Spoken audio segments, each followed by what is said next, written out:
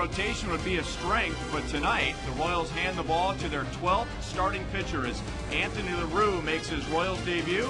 It's girls' night out at Kauffman Stadium. The Royals trying to take 3 out of 4 from the Boston Red Sox.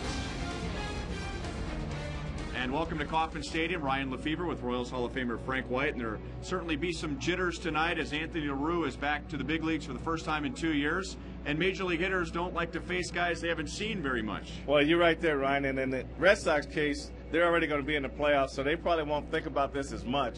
But from LaRue's standpoint, if they're not pitching for 2 years, then he's got to come out tonight, get his first strike, get his first out, get through his first inning, and hope things settle down for him the rest of the way.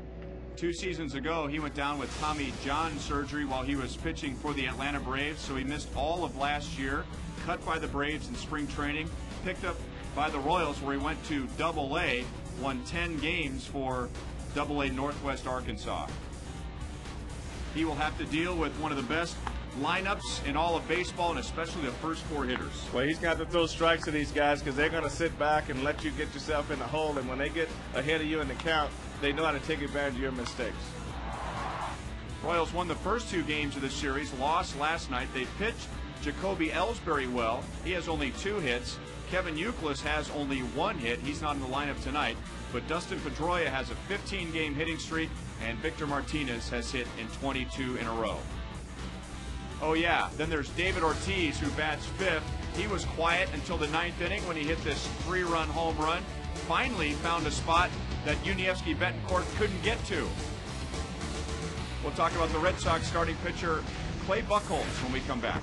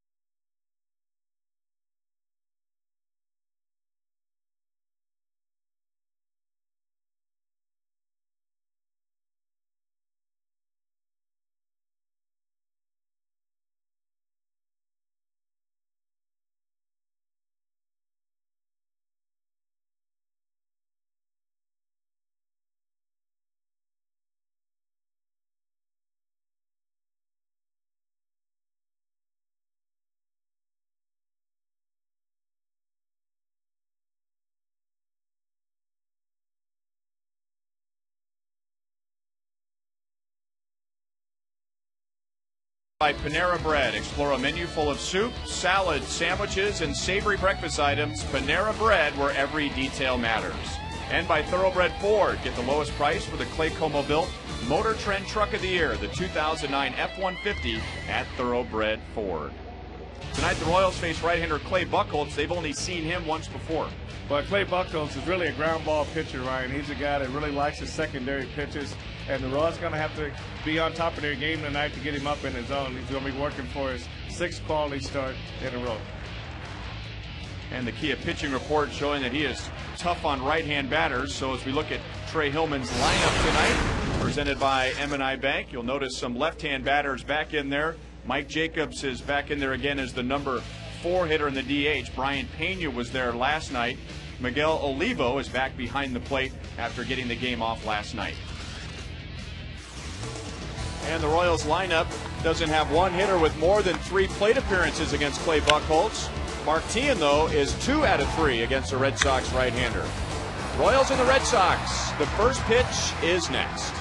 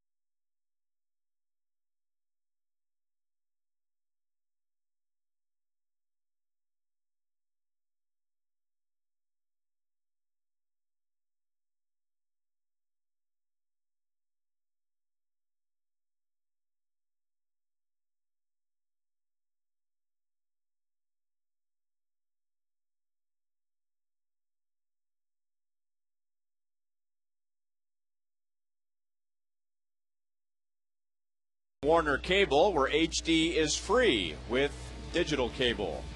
And it's girls' night out at Kauffman Stadium. The first 10,000 ladies getting a free t-shirt and cheering on the Royals as they try to even the season series against the Red Sox and take 3 out of 4 in this one. Terry Francona's magic number to clinch the wild card is at 5, so a combination of Red Sox wins and/or Rangers losses at equal 5. And the Sox are in. Here's the M&I Bank starting lineup for Boston. Casey Kochman is a change. He'll be at first base. No Kevin Youkilis in there tonight. Josh Reddick will be in right field for J.D. Drew. Otherwise, the other 7 have been in there for the first 3 games. He'll be facing right-hander Anthony LaRue making his Royals debut. Here's the Kia scouting report. Well, I think what you're going to get here, Ryan, is a lot of butterflies. Being his first start in 2 years. The four-seam fastball, changeup, slider. The changeup is kind of one of those pitches that he's just trying to hold on to, but haven't quite perfected it yet. But 8-1 record, 2.01 ERA in his last 11 starts for Northwest Arkansas. Put a couple playoff wins in there, too. And so he's not in unfamiliar territory out there on the mound. We have marveled all summer at Luke Hochevar's 80-pitch complete game against the Cincinnati Reds. Well, Anthony LaRue at Double-A in the playoffs had a 73-pitch complete game against Springfield.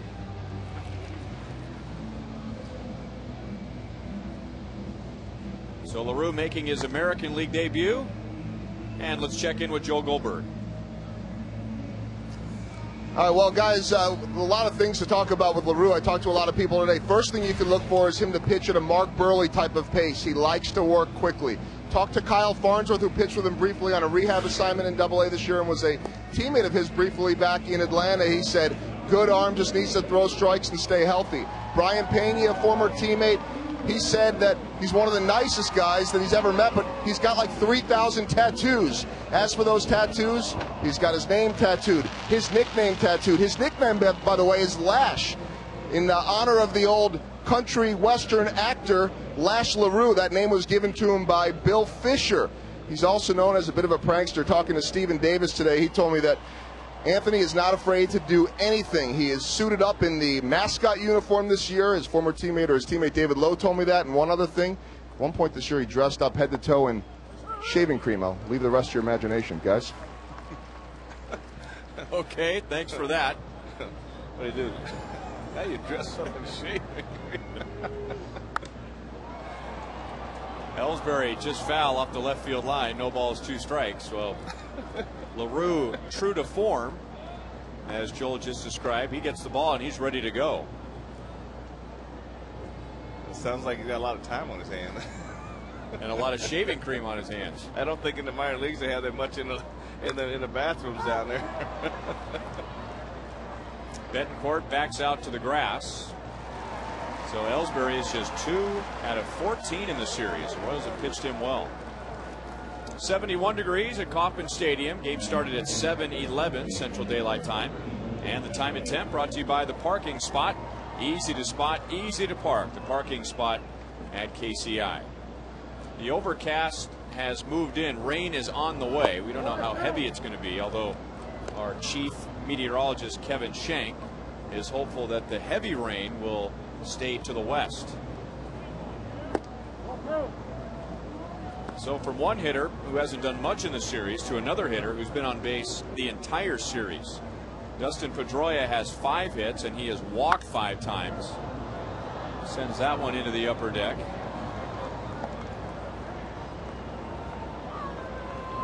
LaRue is coming full circle tonight. His last major league game was against the Red Sox back in May of 2007 in interleague play, pitching for the Braves.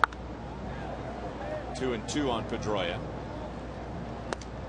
And in that start, he only went 2 innings, gave up 3 runs. 2 months later, he had Tommy John surgery. So he has faced the Red Sox before. But there are 5 hitters in the lineup tonight who have never seen him, and nobody has more than 2 plate appearances. Right to Betancourt, this time with a backhand. 2 down.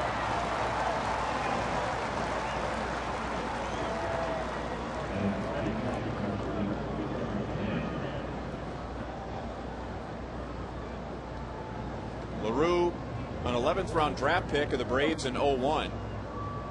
And the scout that signed him is J.J. Piccolo, who's now with the Royals.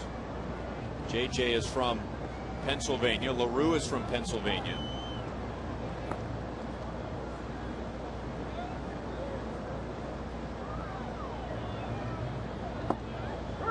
And a strike on Victor Martinez, who has a 22-game hitting streak.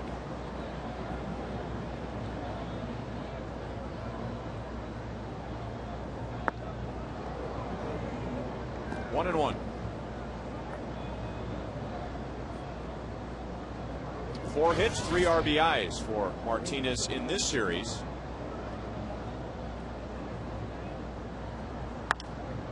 Off the end of the bat, and a long run in for Meyer, diving, and it's off his glove. So make it 23 in a row for Martinez.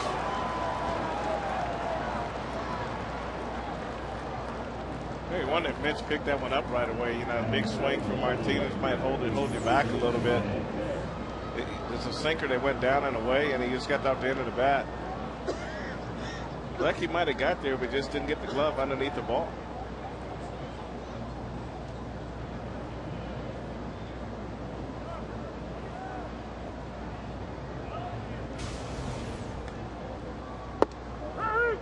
There's a slider for a strike on Jason Bay. who has driven in 5 in the series. 2-run single last night, a 3-run home run on Monday. And his 115 RBIs are the second most in the league.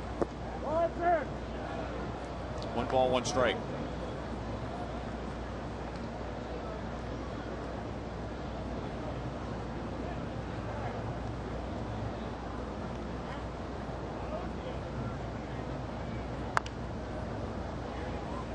One and 2.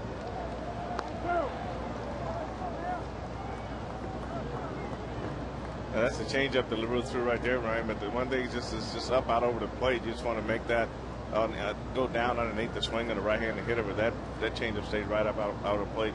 Bay got out just a little bit ahead of it. And just missed with the fastball. Well, Joel's telling us about all the Royals who have played with LaRue, and you can add Kyle Davies to the list. And LaRue and Davies came up through the system together. They spent about 3 full years in the minor leagues. So he's new to the Royals, but has several familiar faces in the Royals uniform tonight. He has a scoreless first inning.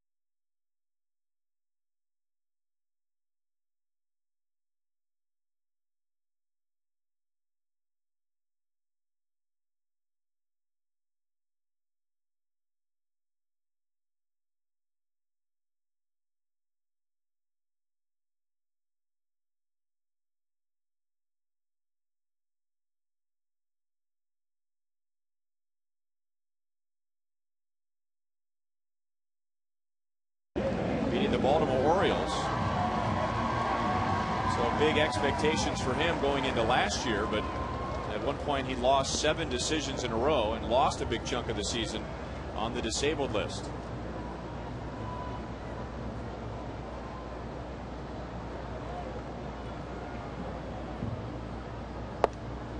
Oh, and 1 on David DeJesus. Royals faced Buchholz last year and they beat him on August the 4th, 6-4. Buchholz giving up 4 runs in 6 innings. DeJesus was not in that game, so this is his first plate appearance against Buchholz. 1 ball, 1 strike.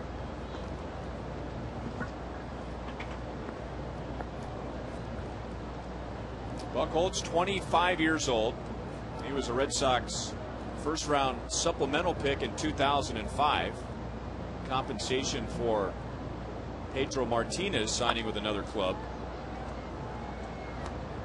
1 ball, 2 strikes, and then he was the minor league pitcher of the year in 2006 and 2007, and then the no-hitter. Well, you can only go up from there. You can stay even, go back, but where you go from a no-hitter? Perfect game, probably. That's the next best thing. And to get it that early in your career, it gives you a little incentive the rest of the way. There's a funny story that goes with the no-hitter. It was his second big league start. He had a cameo with the Red Sox because they had a need. So he was called up from the minor leagues, and everyone knew who Buchholz was, a big prospect. And Terry Francona says no matter what he does, it's just one start and he's going back. I don't care if he throws a no-hitter. Well, he pitched against the Angels, went back to the minor leagues, called up a second time, and he threw a no-hitter. And that time the Red Sox kept him. 2 balls, 2 strikes.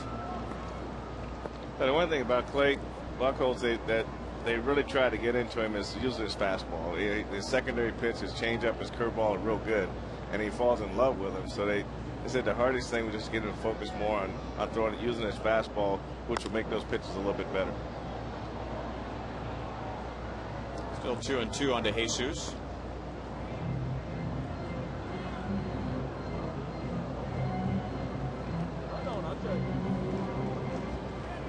He is on a good run coming into tonight. He is 5-0 in his last 7 starts, and over a longer stretch, a 2.6 ERA in his last 9 starts.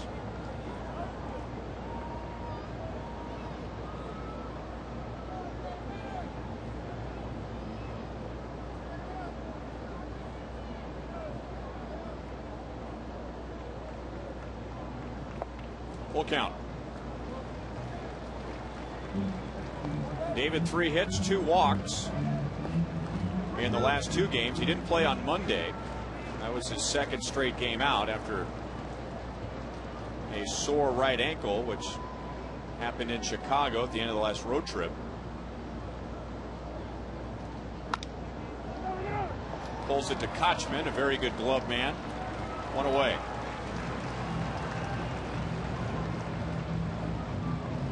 Rest of the Red Sox defensively tonight with Bay, Ellsbury, and Reddick in the outfield. Mike Lowell, Alex Gonzalez, Dustin Pedroia, and Kochman on the dirt. And Victor Martinez behind the plate for the 3rd time in this series.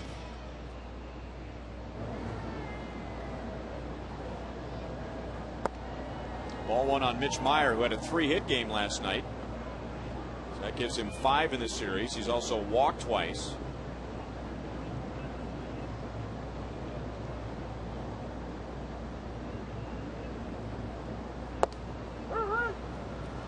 One and one.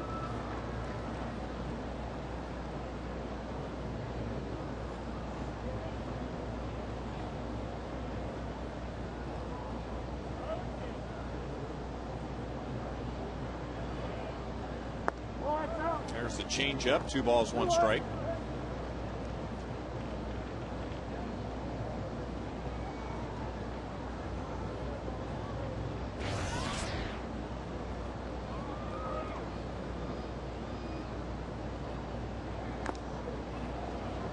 Two and two.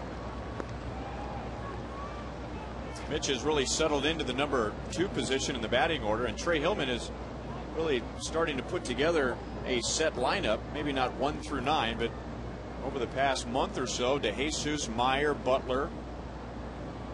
There's been some shuffling around of the number 4 hitter, and then Alberto Callaspo batting 5th. So Meyer with his 4th hit in the last 2 games, and the Royals have 1 on, 1 out in the 1st.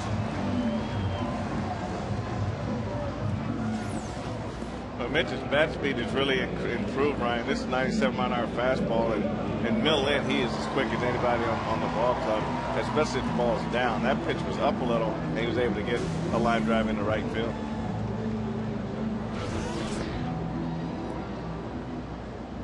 One of those stolen bases coming in this series.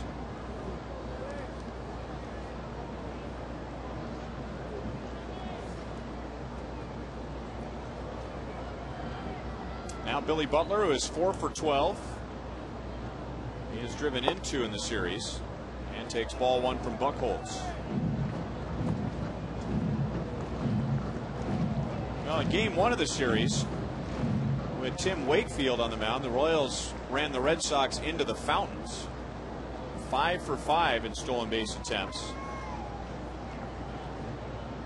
But in the last 2 games, the Royals have attempted just 2.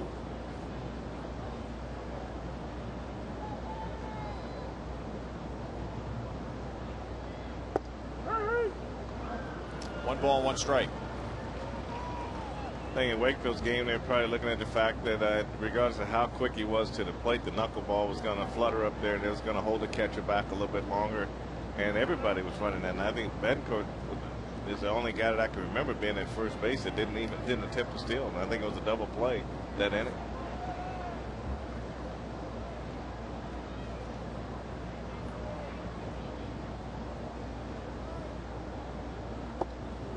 Two balls, one strike. Game one was the wild one, with the Red Sox having a pair of 6-run leads, 6-0 and 8-2, and the Royals coming back and winning 12-9. And then the Royals coming out charging on Tuesday. They got 5 in the bottom of the first inning. That's all they would need. And the Royals were in front early 2-0 last night, but didn't score again. And Boston answered with 9.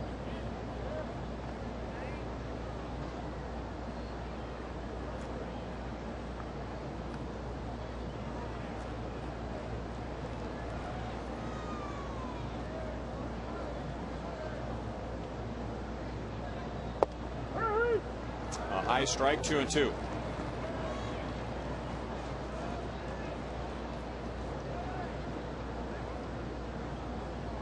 Last time Clay Buchholz lost was over a month ago.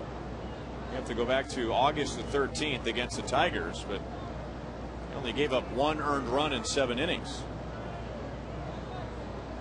Red Sox lost that game 2-0. 3 balls, 2 strikes, and we'll keep an eye on Meyer.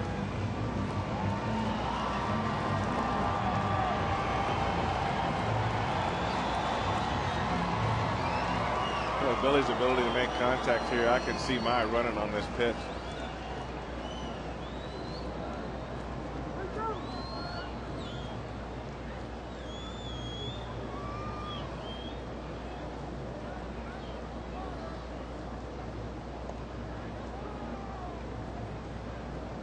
Buchholz thinking along the same lines.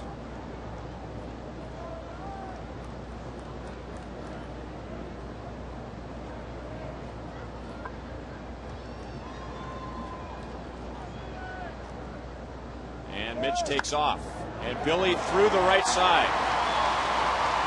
So Mitch will keep on running to third base, and the Royals have runners at the corners.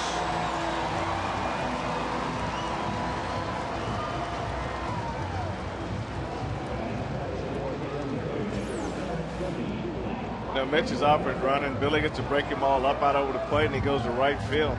And you can see Pedroia run. As soon as Mitch broke, he broke. And I tell you, your second baseman, they have to get shorter leads from the base. They got to be in a position where, Ryan, they can let the ball get in the hitting zone and still get to the base at the same time. So you're better off to be stationary with a chance to go to your left and make a play rather than have no chance at all. So if you're going to break with the runner, there's no way you can break that early and still cover that hole.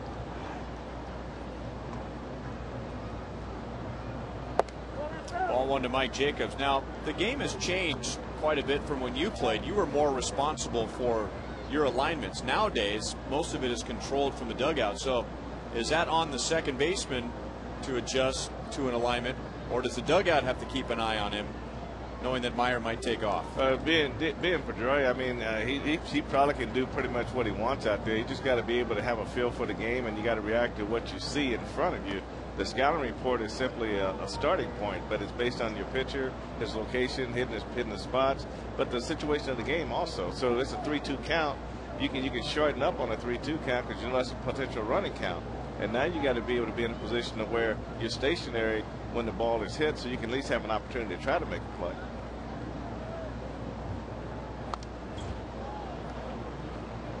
Mike Jacobs, 1 out of 6. That one hit was a home run. He was right in the middle of the big comeback on Monday with a 3-run home run early as the Royals climb back into the game. He has walked 3 times, so 2 hitters whose on base percentages suffered in the first half. Mike Jacobs and Miguel Olivo starting to pile up some walks.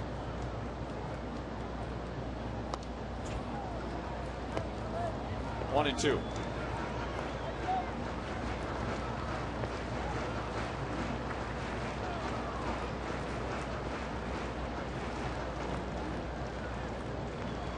Mike Scherschele still at third base. as Dave Owen is away from the team because of a family emergency.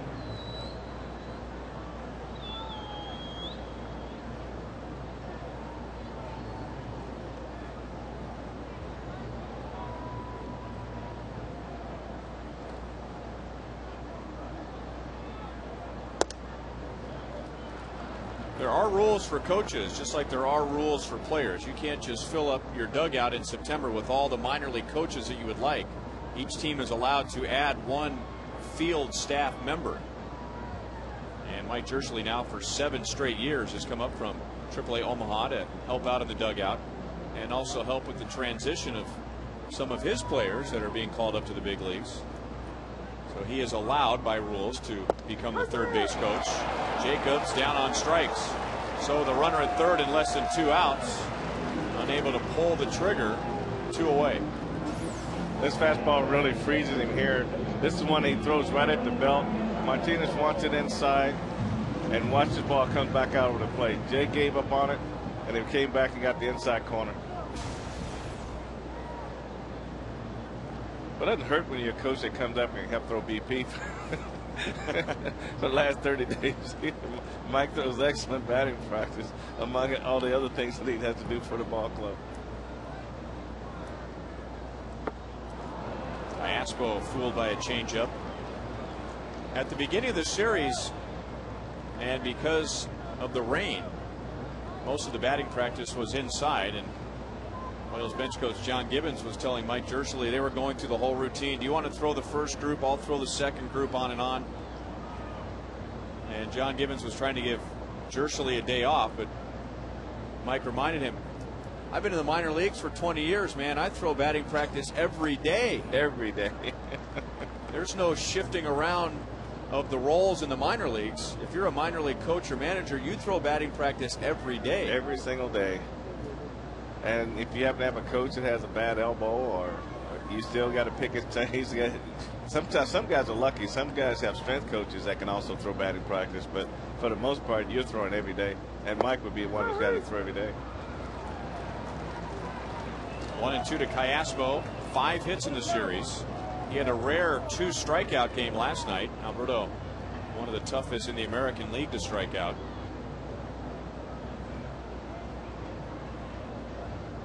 Got his average up above 300 once again. He is at 301.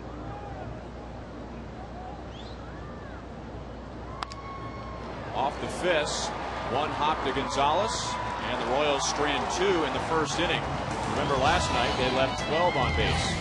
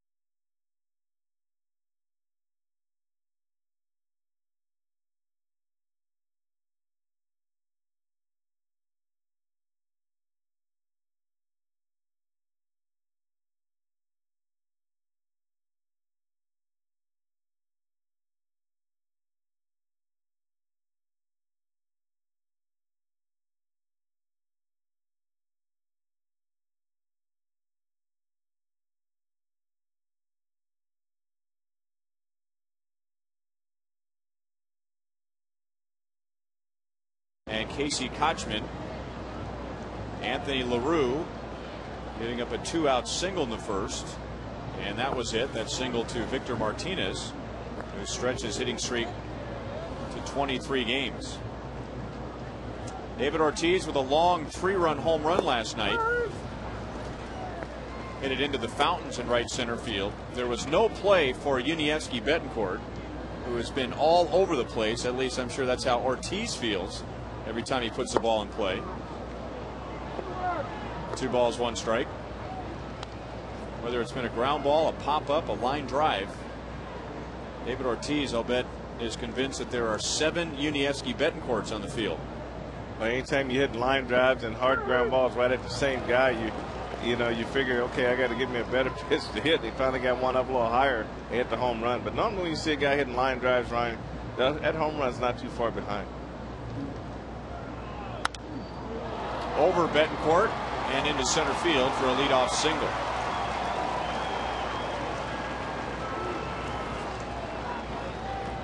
Coming up this weekend, number 20 KU plays on Fox Sports Kansas City as they host fellow unbeaten Southern Miss. It's part of a Big 12 doubleheader, followed by UTEP and Texas. So KU and Southern Miss, and coverage starts Saturday at 10:30 a.m. on Fox Sports Kansas City.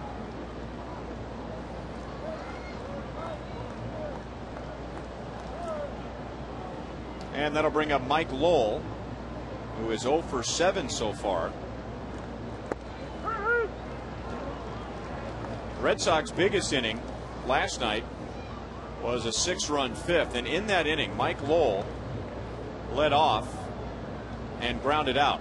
Then the next 8 reached, 6 scored, and then Lowell came up again and hit into a double play. So he was responsible for all 3 outs in the inning.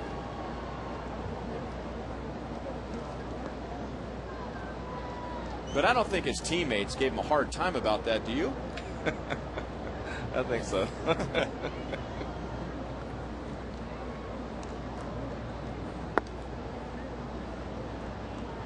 1 ball, 2 strikes. Lowell not running well with his surgically repaired hip. That happened during the offseason. He's been on the DL with a bad hip this year. He's hit into 22 double plays.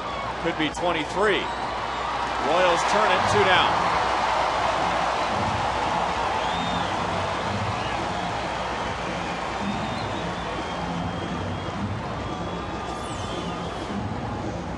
Well, this is a rocket here. Alex does a good job getting over and getting in front of this ball, but the best thing he did was he got a nice feed to Caspo, who made a nice throw to Billy, but he had the perfect 2 guys to turn this double play. Ortiz on first base and Mike Lowell running down the line.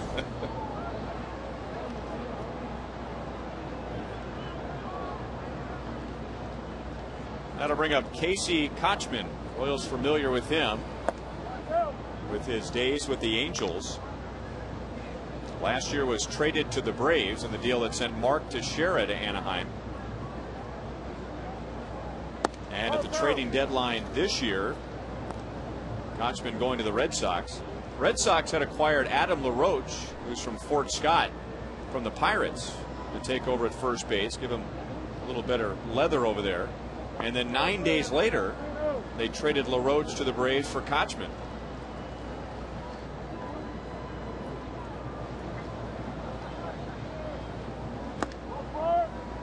So after the double play, LaRue deals a 4-pitch walk.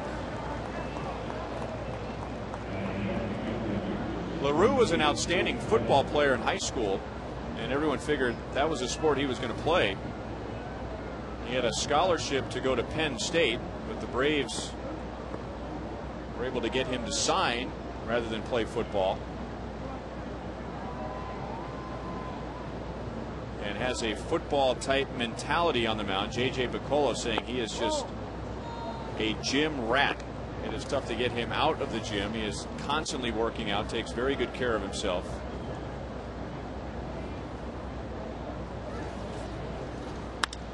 Off the end of the bat, and Reddick lines to center. The inning is over. No score to the bottom of the 2nd inning.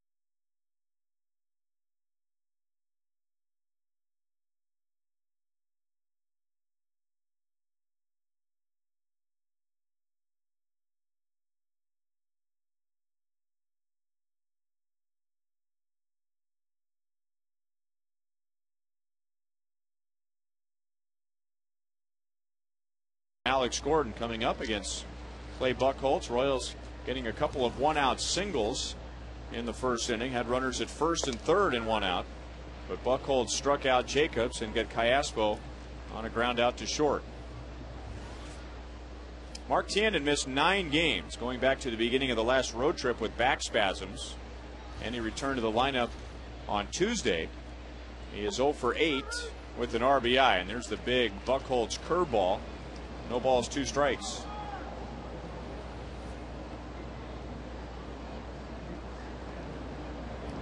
Tien last year when the Royals beat Buchholz was 2 for 3. Back with the curveball and got him looking. Buchholz's second strikeout tonight, 1 away. Here's tonight's You Call It, presented by Sprint. Which ex-Royal will help the most in the playoffs? Johnny Damon with the Yankees, Jorge De La Rosa with the Rockies, and he has really turned his season and his career around this year. Raul Ibanez with the Phillies, or Ram Ramon Ramirez with the Red Sox. Text 432-432. Enter keyword Royals followed by a space, A, B, C, or D. Standard text rates apply.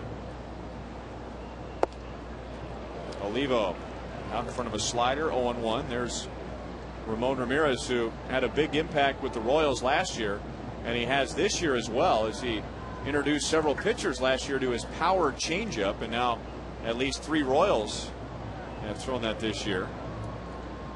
Zach Greinke, Joaquin Soria, Brian Bannister. Who do you think will have the biggest impact? Boy, I tell you, all those names are big. It's hard to go against a starting pitcher that's having a good year, because starting pitching in a short series is going to be huge. And you kind of have to look at De La Rosa. Other than that, you probably look at Ibanez for the turnaround year that he had with Philly. Actually followed up with another great year with Seattle last year, but Philadelphia being more of a hitter-friendly part, he got off to a faster start and maintained it until he got hurt. Then he came back.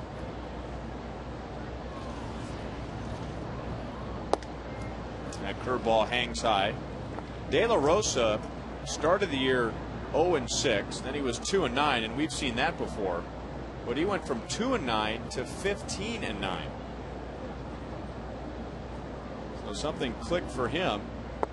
And in all places, Denver. 3 strikeouts for Buchholz, and he has struck out 3 of the last 4 hitters.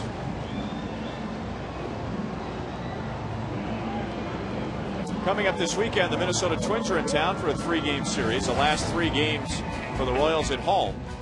Futures night tomorrow, and then on Saturday, fans can win great prizes, with the first 20,000 also receiving a free George Brett Hall of Fame figurine. And then on Sunday, one lucky fan will win the chance to be treated like royalty in 2010.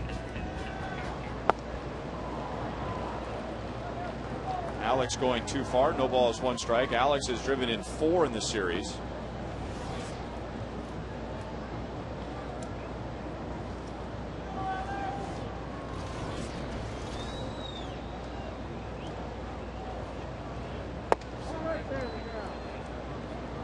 One and one.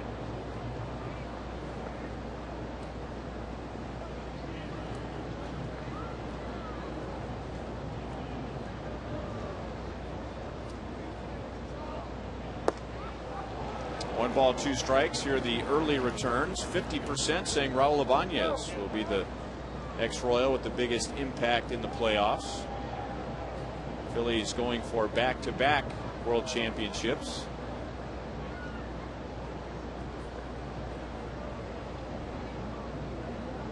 Johnny Damon doesn't do very well in these polls. You notice that? Where did he come from? Buchholz strikes out the side, and he has struck out 4 of the last 5.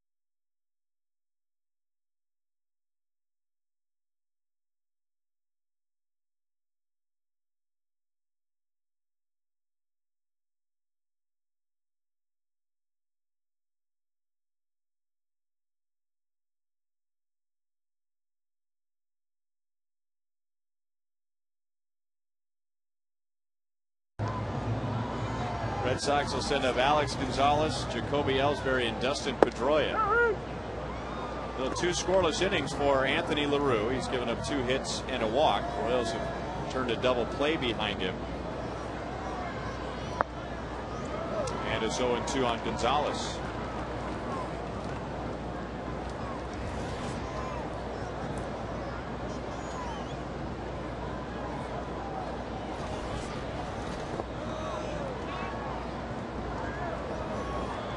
Red Sox at the trading deadline getting a starting shortstop, a starting catcher, and a top of the line setup man in Billy Wagner, who's a longtime major league closer.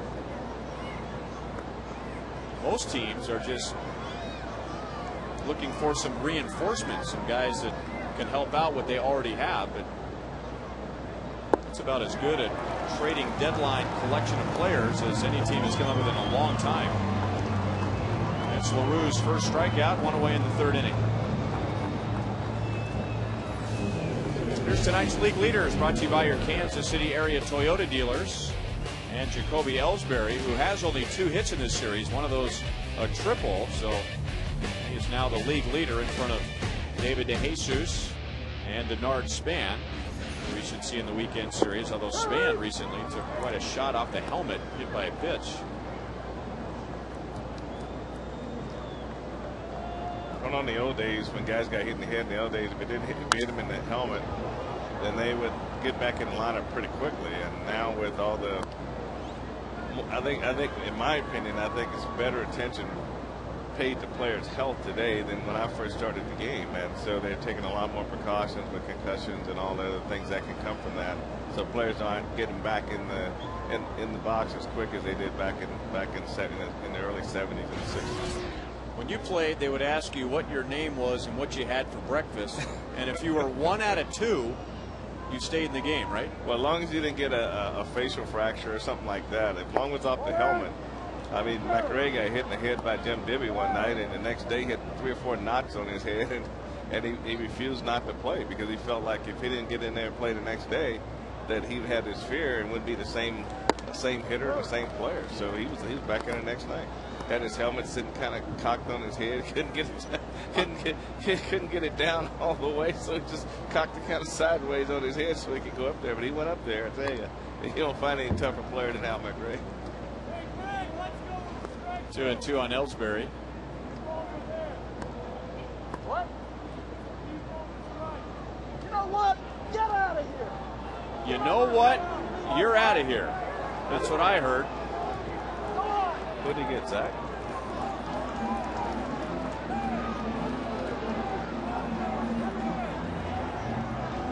This has been a very sensitive umpiring crew with a couple of incidents where if the umpire doesn't do anything, nobody in the ballpark knows anything's going on. With Tim McClellan on Monday showing up Miguel Olivo, and now Greg Gibson. There was nobody looking into the dugout. There was no buzz in the stadium. No sense of anything going wrong, any kind of a yelling match out of the dugout, until Greg Gibson made everyone aware and threw someone out. Betancourt sprinting out into center field. Won't get there. Ellsbury with a 1-out single.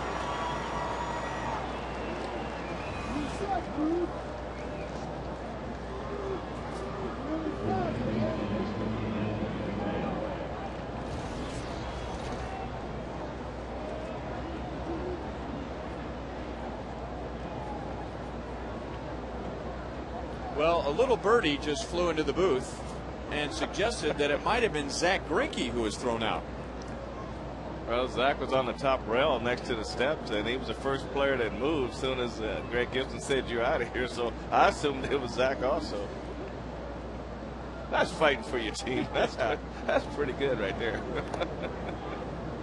Because I've been looking at you on some calls all night, just saying, where's that pitch? And I guess they were looking from the side also, seeing the same thing.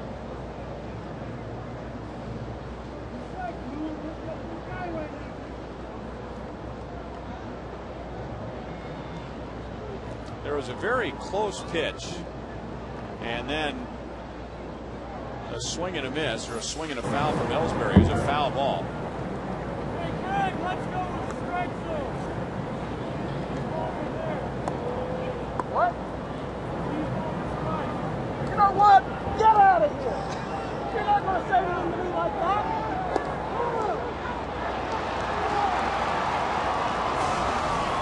Ellsbury takes off and steals second base. That's his 65th stolen base of the year.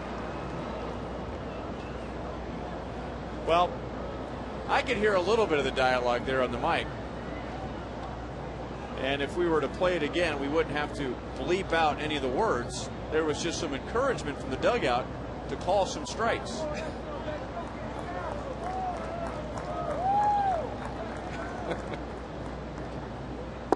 Sounded like someone, we don't know if it was Zach or not. Listen closely.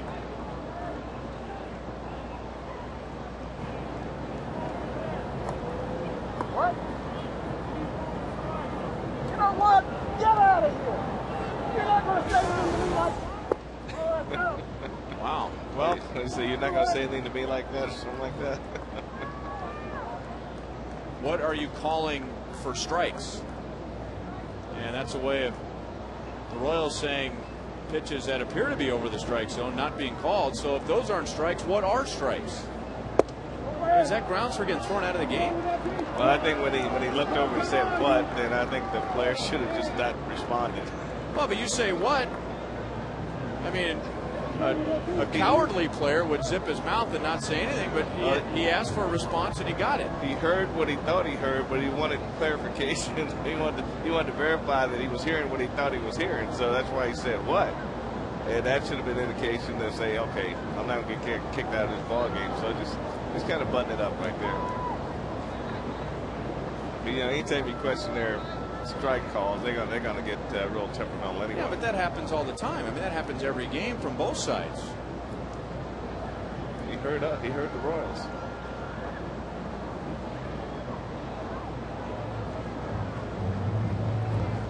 Now, if there was a, hey, you bleepity bleep, bleepity bleep, that's one thing. But it appears that the question was, well, let's listen again. Hey, Greg, let's go with the strike zone. Hey, Greg, let's go with the strike zone. What? You know what? Get out of here. You're What? not going to say anything to me like that. Come on. I think it was Zach. And now it is official. It was just announced that it was Zach Greinke that was thrown out of the game.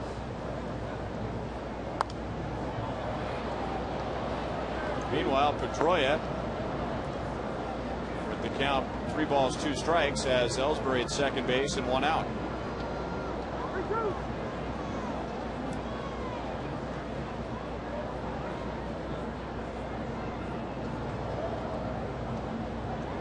I mean, this is the big leagues, right? I mean, don't you have to be a little more thick-skinned than that? Off of Alex's glove into left. And the Red Sox take a 1-0 lead.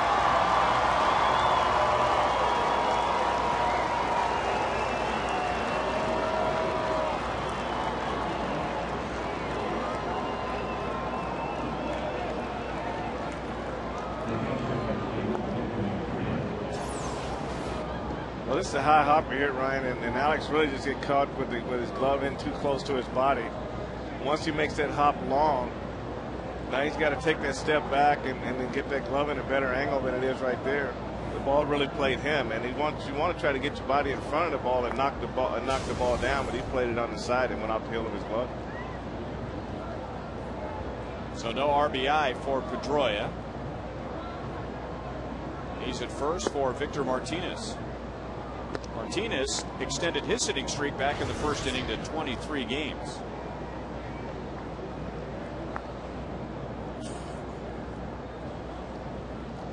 So a bloop single to center, a stolen base, and an error.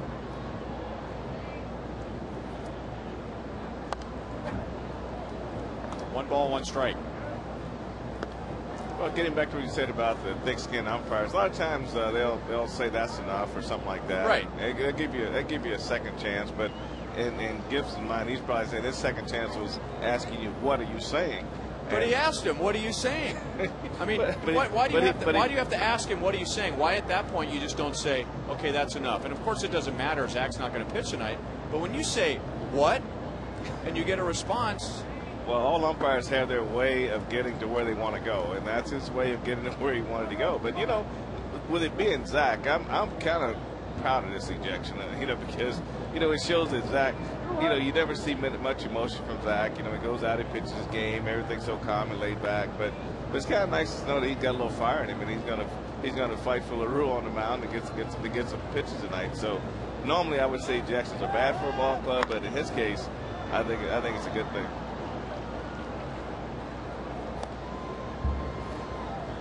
2-2 on Martinez.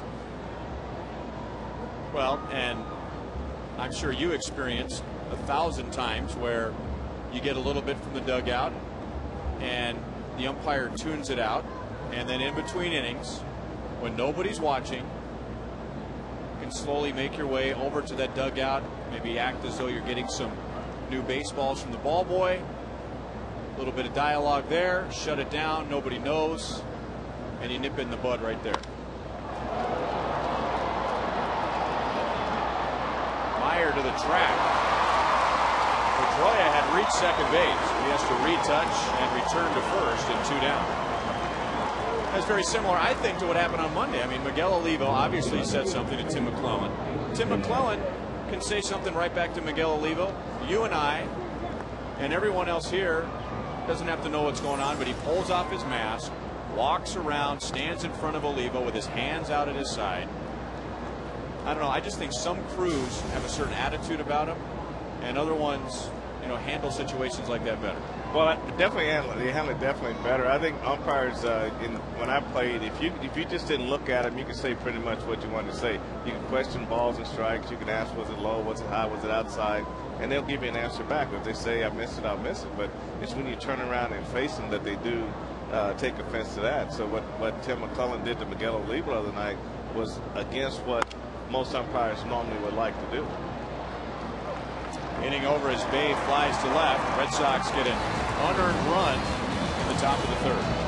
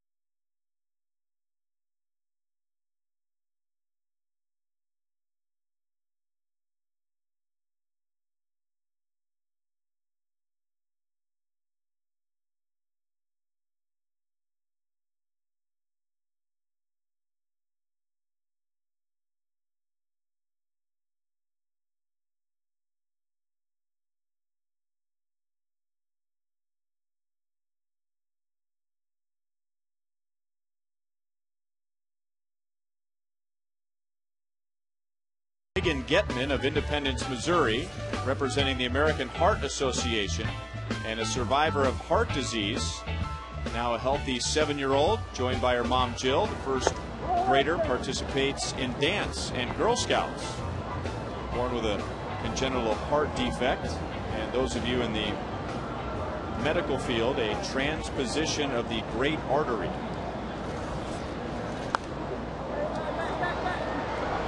One ball, one strike on Yuniesky Betancourt.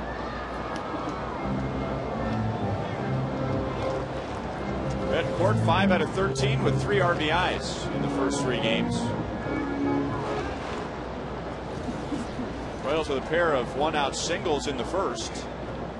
Failed to score, and now Buchholz has retired the last 5 with 4 strikeouts.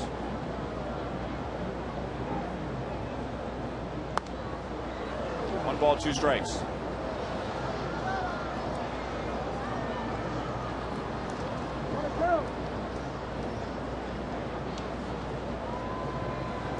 Betancourt, DeJesus, and Meyer coming up here in the third.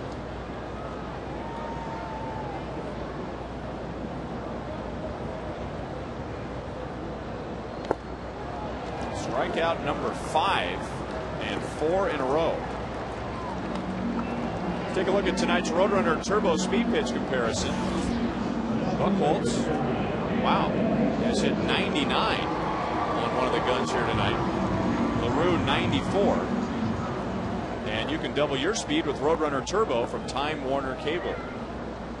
He's also flipping up a pretty good curveball, and that the bottom dropped out of that curveball to Betancourt.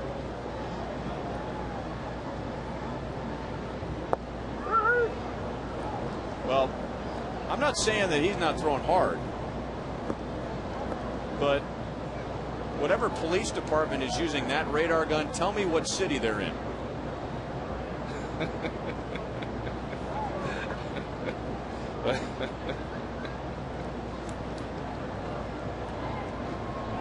We're not going to go through that No. downtown area for sure. David grounded to first in the first inning.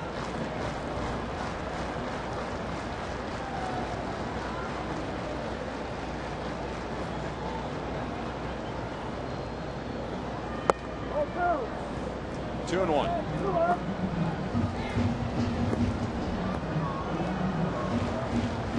Royals going for their 5th consecutive series win. Prior to that, the Royals had won 3 series out of 31. So for the 2nd straight year, turning things around in the month of September. And this is nothing new for the Royals. You might remember 2006 when the Royals went to Detroit. And DeJesus having some words with Greg Gibson. So you got 2 guys who typically don't say anything. DeJesus and Zach Greinke all over Greg Gibson. But anyway, the Royals sweeping the Tigers in 06, sending them to the wild card. They still went to the World Series that late here, and now DeJesus has had better swings than that. 2 balls, 2 strikes. And then we'd have to put that one on our list. Put that on the list.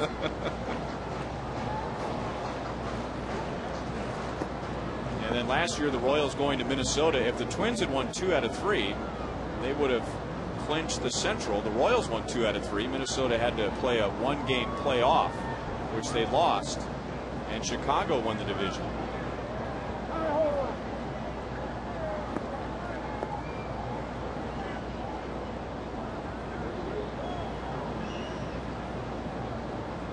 You know, umpires are just like players. They have off nights. You know, you behind the plate. Sometimes you're off just a little bit.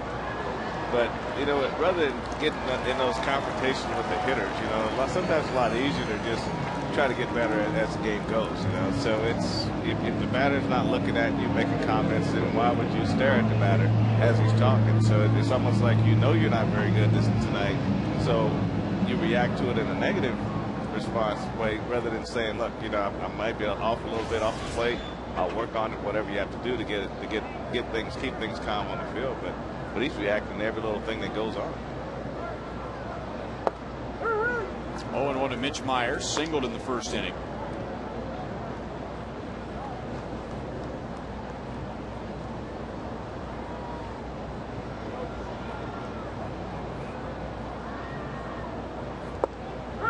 There's the big curveball, 0-2.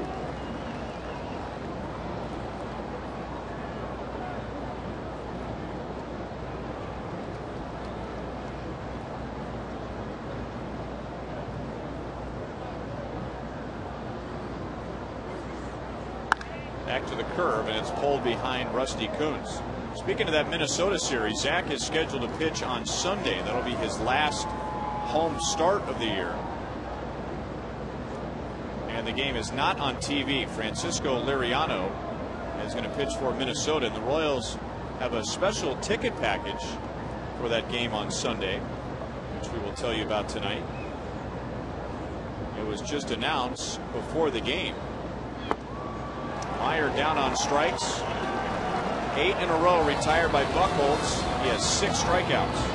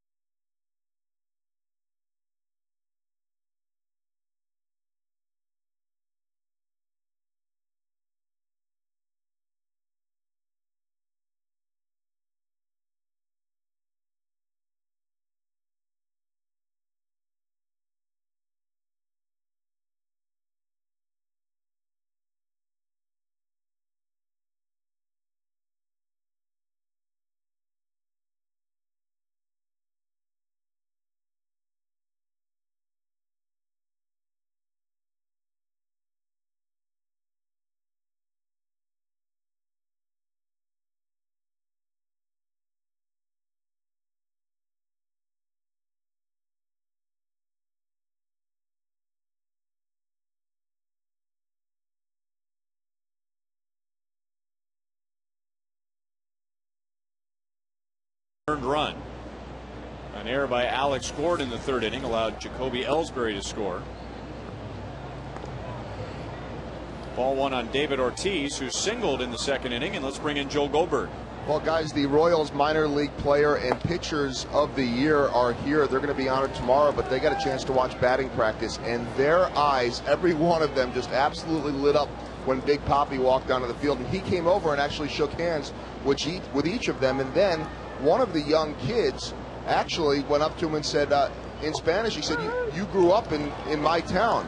And this is a pitcher for the Royals, Luis Del Rosario, who pitched for Burlington, North Carolina, is from Haina, Dominican Republic, and Big Papi grew up in Haina as well, as he hits that ball deep to center. I don't know where you are, Joel, but look out. 2nd home run for Ortiz in the last 2 games. Go ahead, Joel. Well, I suppose Luis Del Rosario is proud of Big Papi, who spent some time growing up in Haina, Dominican Republic, and Big Papi's message to him and the rest of the young Royals was, you got to take this seriously. Your future is at stake. Your family is at stake. Behave, be good, have discipline, listen to your coaches. And, well, he didn't say maybe one day you'll be like me, but that wouldn't be bad, guys. Well, I was down there for that. Here's the pitch to Ortiz. I'd say he went down and golfed it. He had a golf club on this, like a 6-iron, and just shot this ball over the right center field wall. Look how low this pitch is. One-handed. That knocked Lowell's helmet off. What the heck is wrong with Greg Gibson? Well, that's a curveball. You know, it's a breaking ball. Yeah, that's a curveball. Well, this is a long time coming tonight.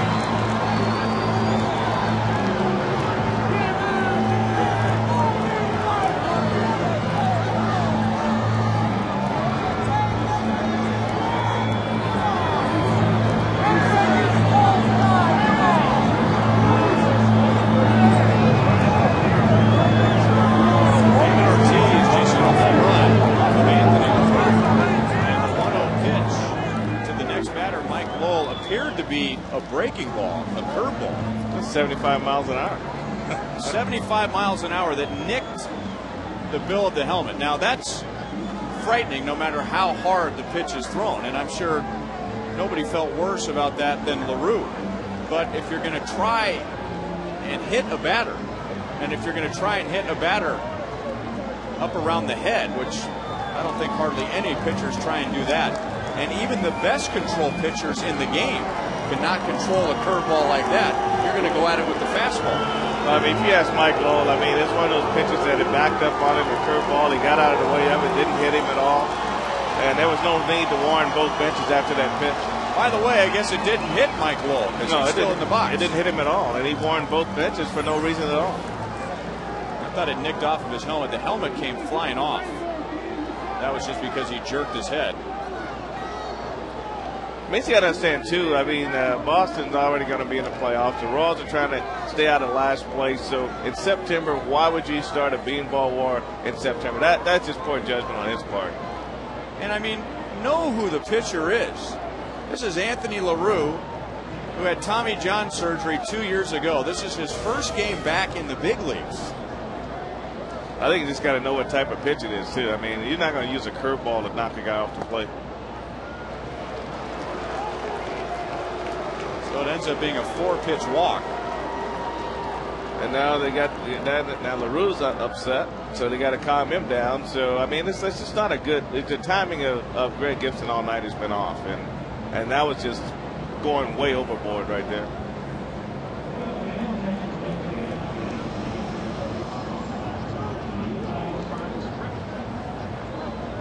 A couple of innings ago, Greg Gibson ejected Zach Greinke after Zach was yelling at him from the dugout, and we were able to pick it up on one of our microphones, and there was no obscenity.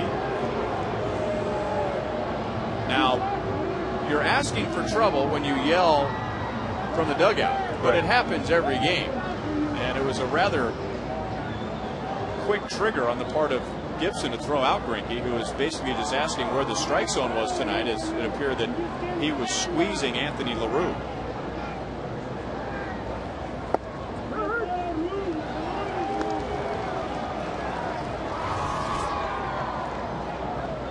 On Casey Kotzman, who walked in the second inning. This has all the makings of one of those Southwest Airlines want to get away commercials. That might be why this game's moving at a snail's pace. Seems like we've been playing for 2 hours.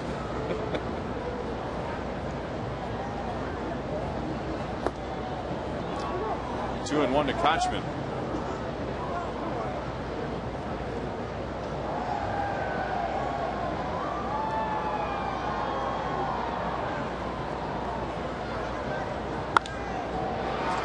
Driven to right field. Lowell not running well, so he'll stop at second base. So a home run, a walk, and a single given up by LaRue in the fourth inning.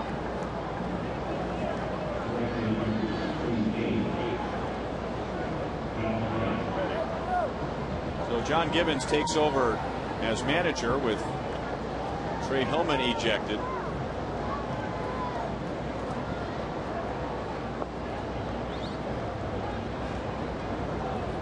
And now the rookie Josh Reddick, who lined to center field in the second inning.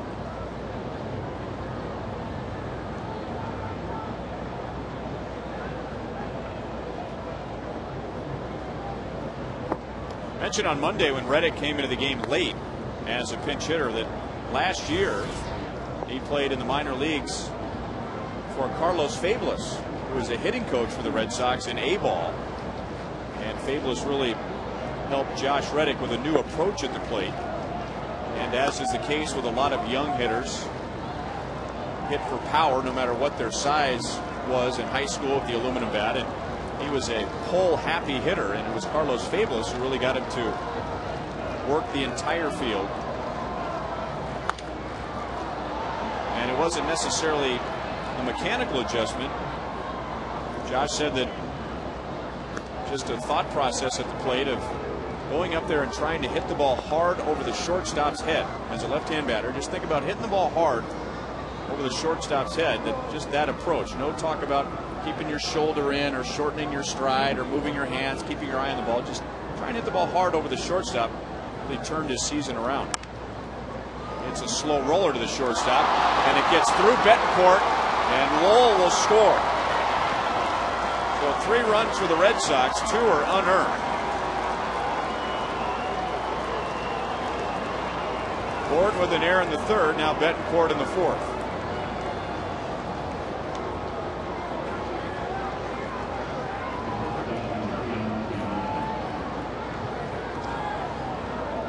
Alex Gonzalez comes up now with nobody out. Struck out his first time. Here's the Arby's pitch by pitch.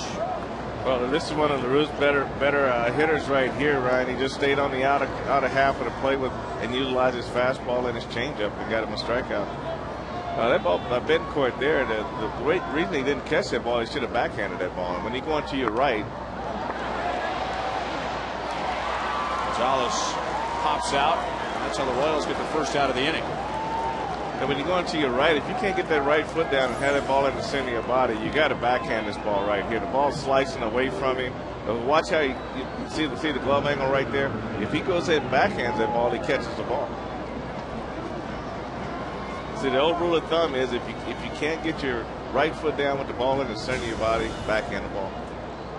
Which is interesting because Betancourt appears to be a guy who's very happy and very comfortable with his backhand. He will backhand some balls that you think he'd have time to get in front of. Well, you've seen now a lot of the balls that you're right. He's been real comfortable backhanding balls, but that one is just a tactical mistake. Runner held at third, Kochman. So Ellsbury, who was quiet in the first 3 games, has 2 hits tonight. And the Red Sox, with 2 in this inning, have the bases loaded, 1 out. The Royals kind of give the appearance they're falling apart, you know, with the error from Betancourt at shortstop. And here, you know, Mitch Meyer comes up and he makes a nice throw to home plate, but Billy's a little late into the cutoff position. And so all of a sudden the ball's running around the infield. So they look a little disjointed, but it's just a matter of just getting themselves refocused again and getting back to where they need to be when they need to be there.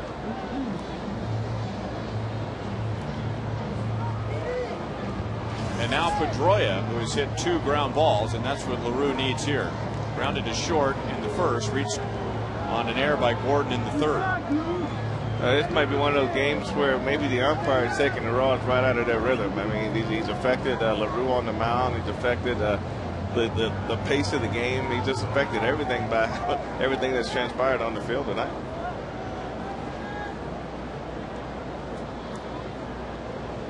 And you know, with both dugouts being worn, now LaRue's forced to throw more balls down the center of the plate, and he can't effectively pitch in and out at this point.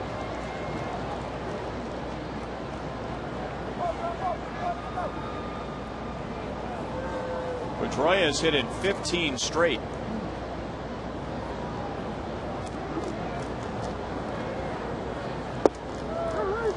No balls, 2 strikes. A nice curveball here. That's when he got Pedroia to flinch on it. You can get him to flinch a little bit. He can't swing, and that was a good ball. He threw right at him. The ball came back out over the plate. Pedroia has grounded into 18 double plays. Really tied him up with that pitch. No balls, 2 strikes.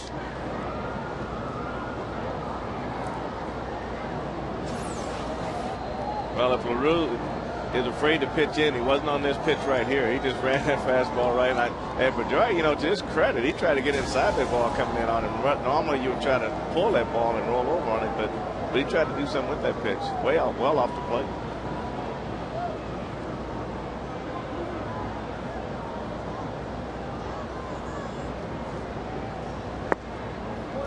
One ball, 2 strikes.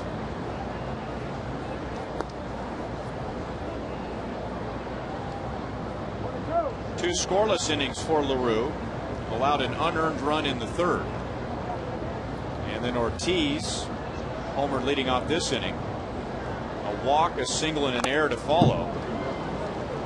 A second hit from Ellsbury, and they're loaded up for Pedroia.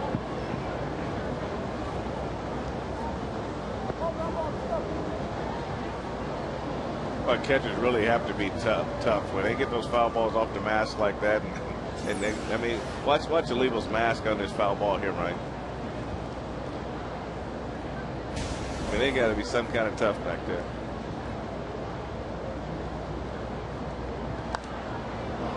Still 1-2.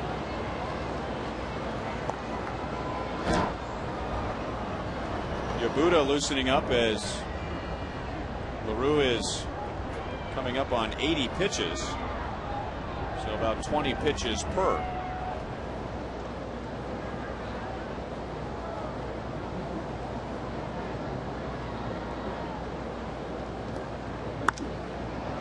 Right field. Tian trying to get behind it. Kochman, the runner at third, not fast. And Tian air mails it to the plate. Kochman is in there. It's 4-0.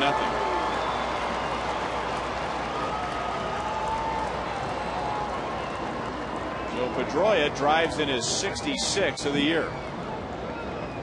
Well, that wasn't really a good decision by Mark Tian to throw the ball all the way to plate like that. He didn't really get behind it in good shape. The ball was fairly deep. And here he's got to come up and throw the ball hard, but he's got to keep it down because you don't want the runner from first attack to go to second base. Once he saw the height of the throw, then he just cruised right into second base.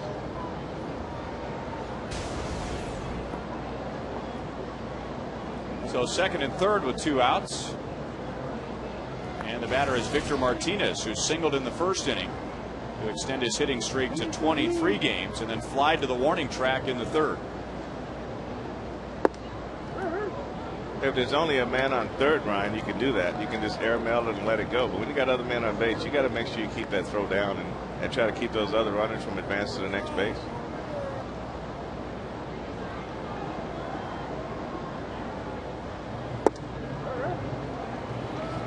No balls, 2 strikes.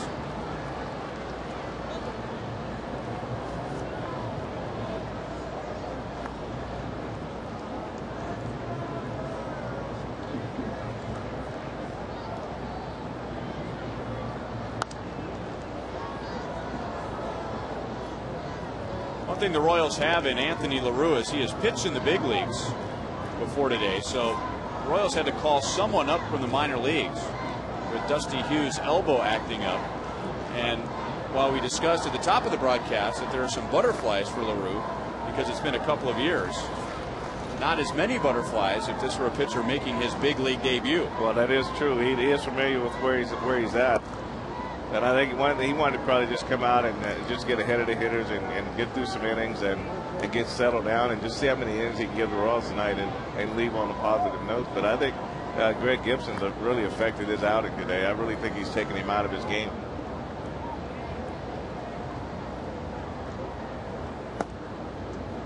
It has been a long inning for LaRue.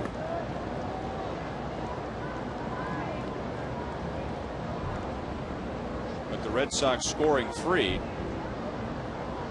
And he's had to use 29 pitches.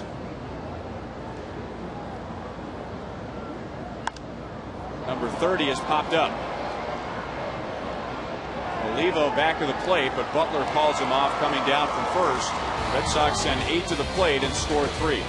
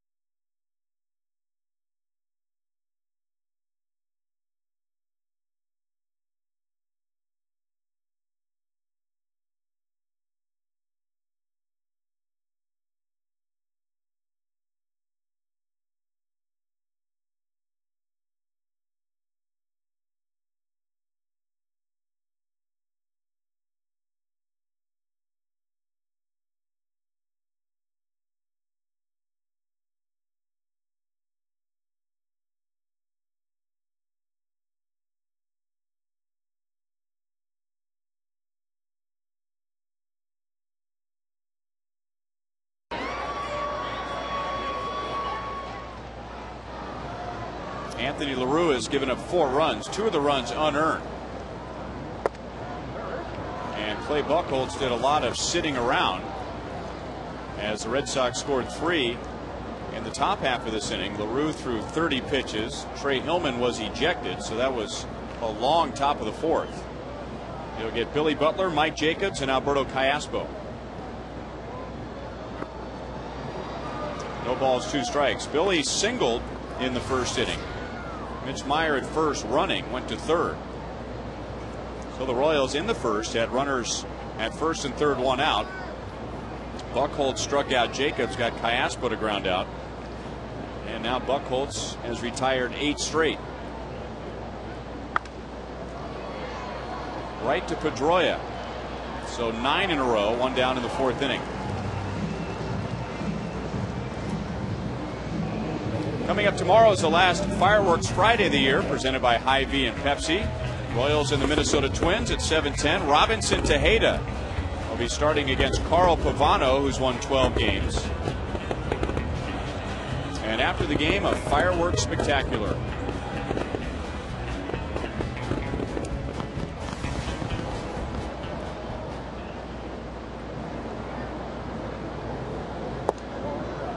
Ball 1 to Mike Jacobs. Mentioned about an inning ago that the Royals have announced a promotion for Sunday. That's Zach Greinke's last home start. A 1:10 game against Minnesota. There is now a Zach Pack ticket promotion. Starting today, fans can purchase half-price tickets on all seats, priced $33 or less. That does not include the dry duck fountain seats. So all field box, field plaza, outfield box, and Lowe's level tickets can be purchased at half price. It's also going to include $5 in loaded value, which you can use at Kauffman Stadium's concession stands or retail outlets. And the first 10,000 fans aged 21 and older will get a Greinke for Cy, as in Cy Young t-shirt, courtesy of Miller Lite.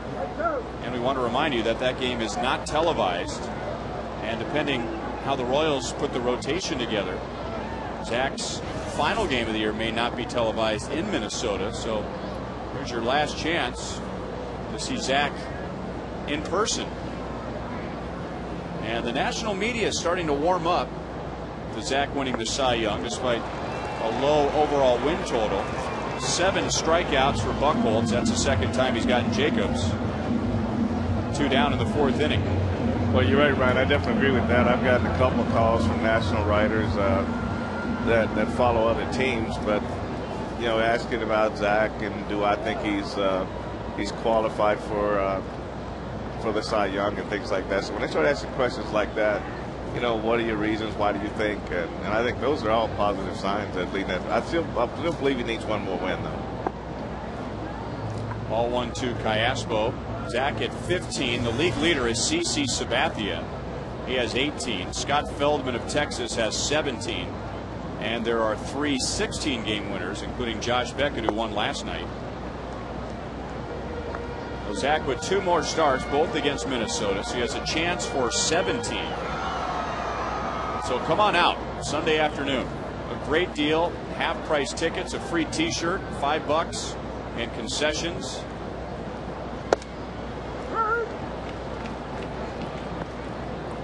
Zach is already preparing himself for Sunday by getting ejected early in the game tonight.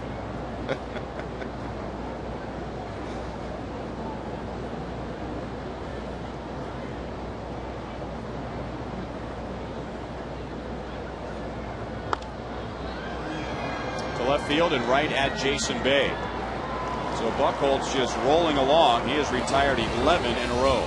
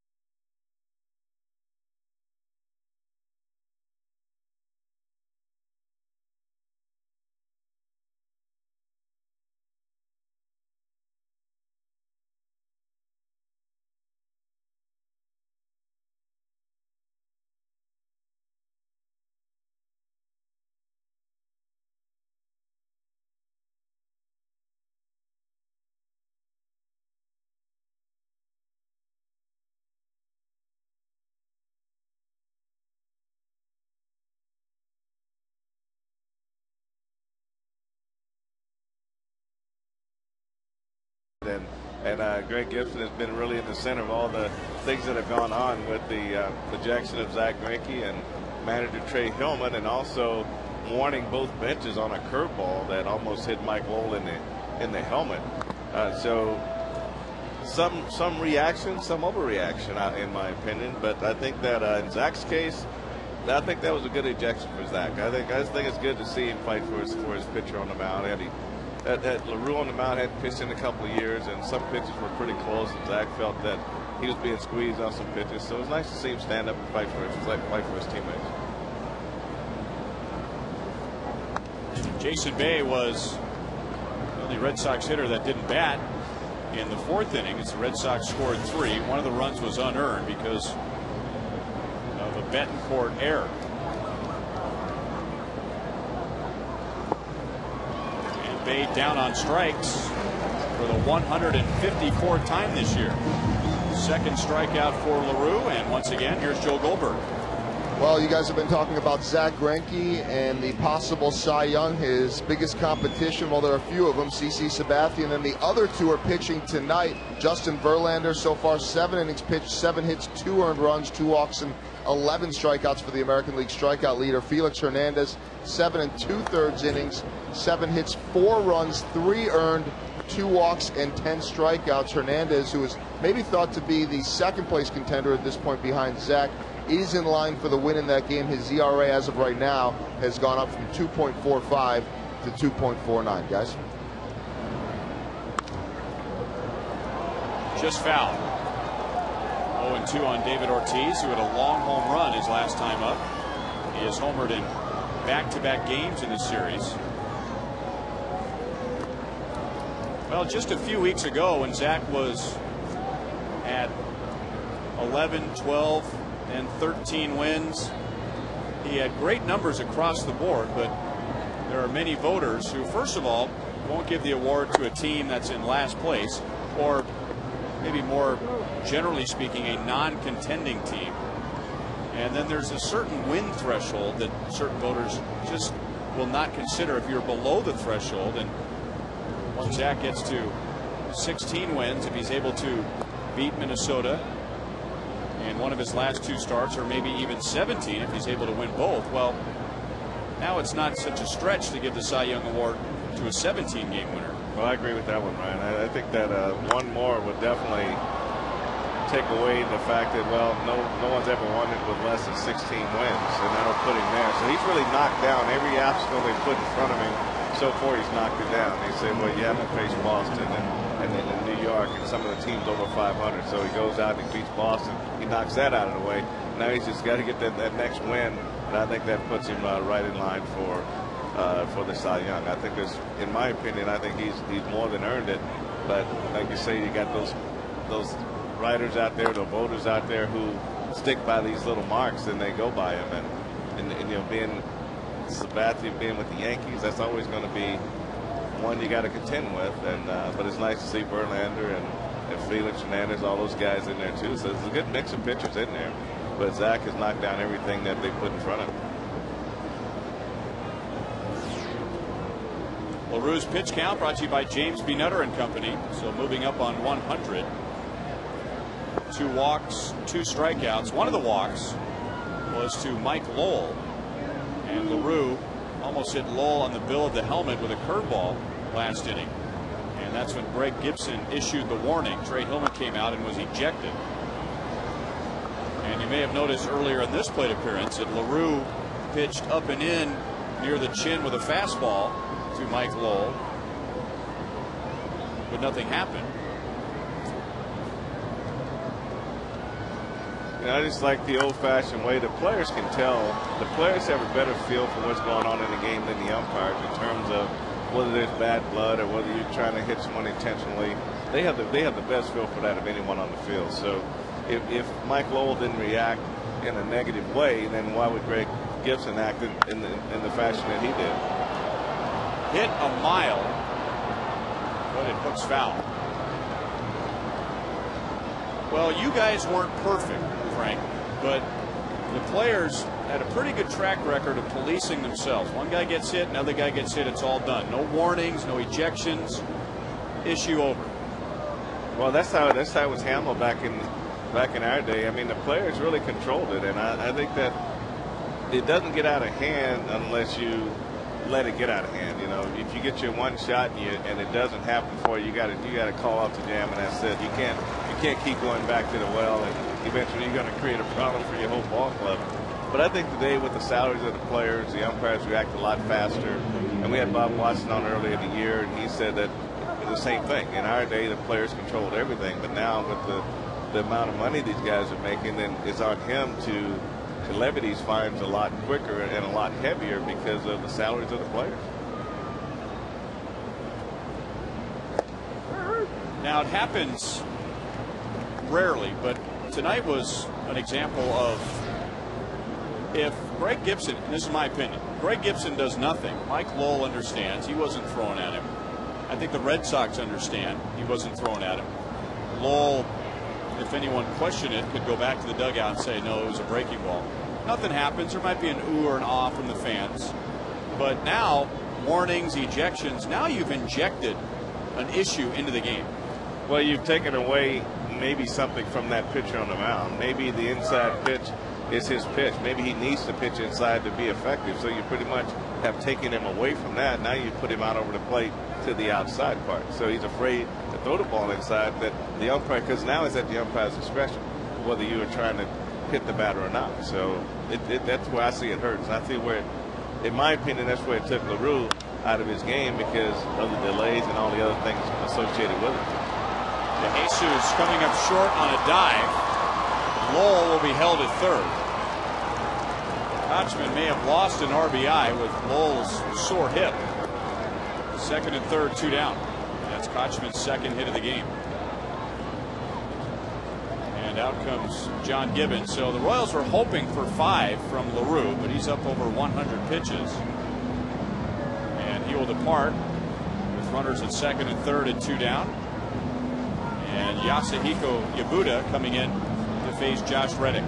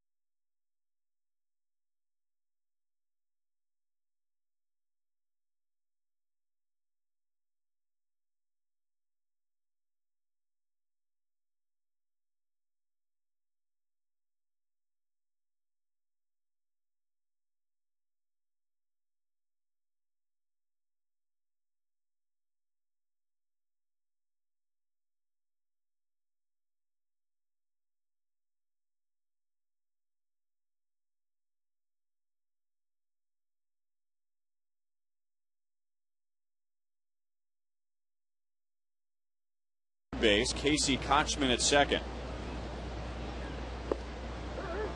Change up for strike one.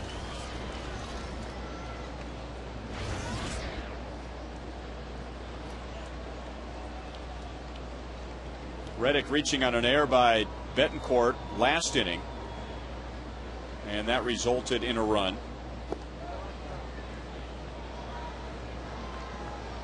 Royals with 2 errors tonight, both resulting in unearned runs.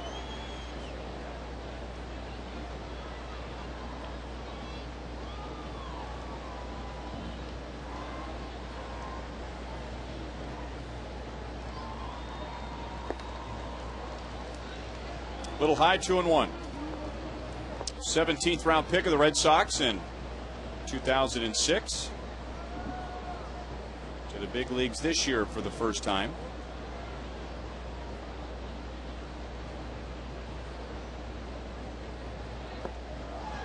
And Yabuda with a steady diet of changeups, 2-2.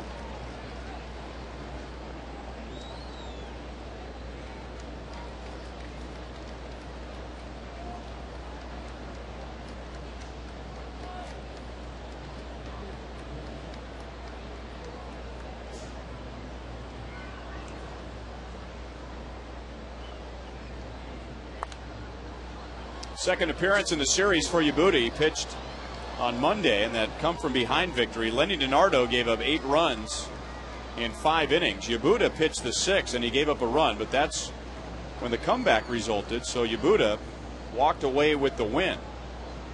Jamie Wright 2 scoreless. Joakim Soria pitched the 9th. Soria also saved Tuesday's game.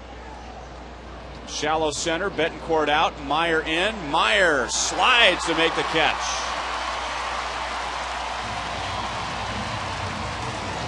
So Yabuda strands Lowell and Kochman.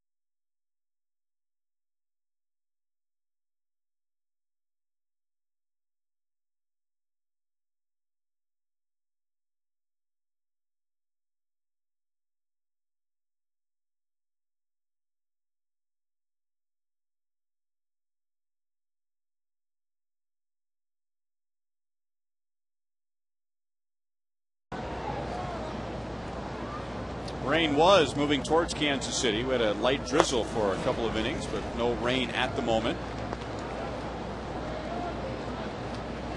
Mark Teahen leads off, followed by Miguel Olivo and Alex Gordon. Clay Buchholz has retired the last 11. He has struck out 7 tonight. Rolled to Gonzalez. So make it 12 in a row. Teahen is 0 for 2.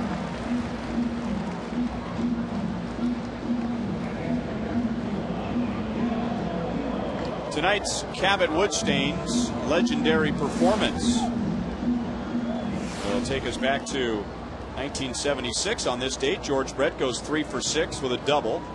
Hal McRae drives in the go-ahead run in the 14th. And the Royals win at Texas 2-1.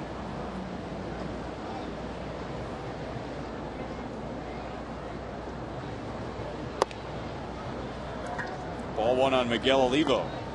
He went down swinging in the second inning.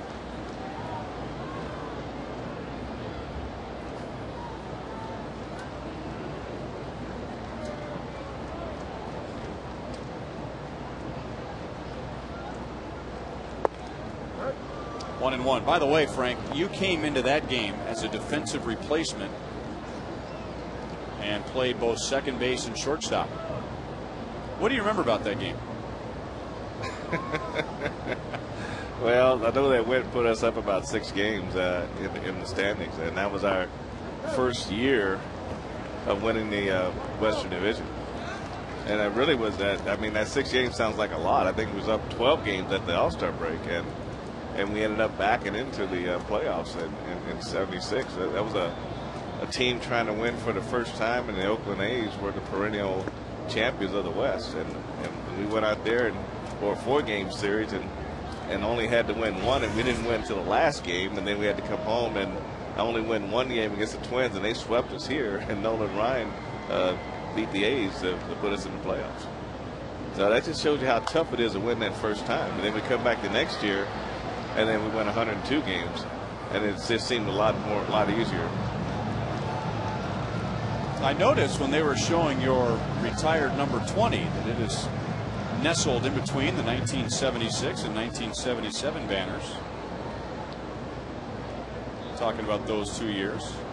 I'm sorry, 77 and 78.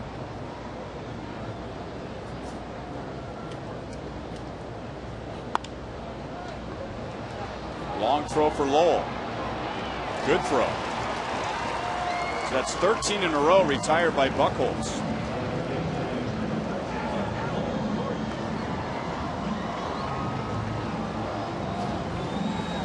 Speaking of George Brett, coming up on Saturday, the first 20,000 fans will take home the George Brett replica Hall of Fame figurine. Game time is 6:10, but the gates open at 4 o'clock.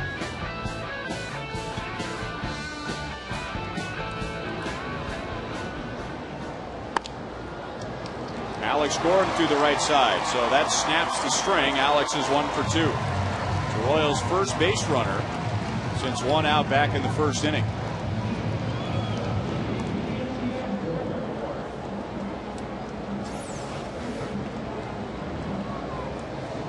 Well, Alex had a long swing on that, Ryan. That ball was down, and he went down and dug it out. But we've seen a couple cases today where that low pitch has been hit well, and Alex goes down and digs one out, and David Ortiz dug one out and parked it way out there in right center field.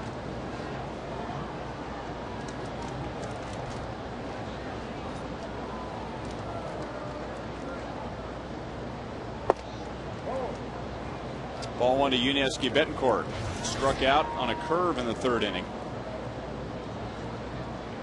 which has been Clay Buchholz's best friend tonight.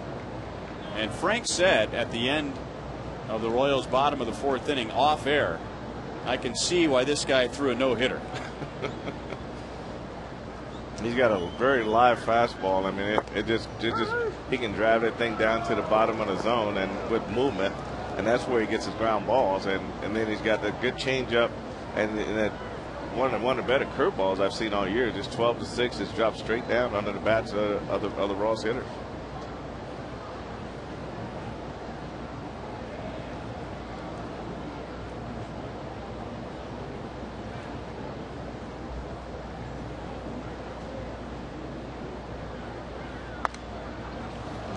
One and two.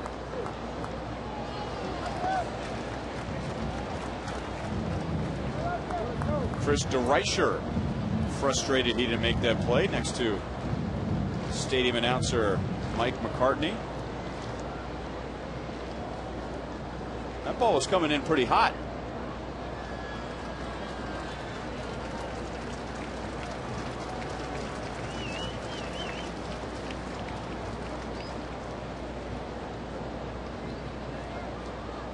He just said no, unlucky he was he let it go. Everybody wants to make that play, but only the lucky ones do.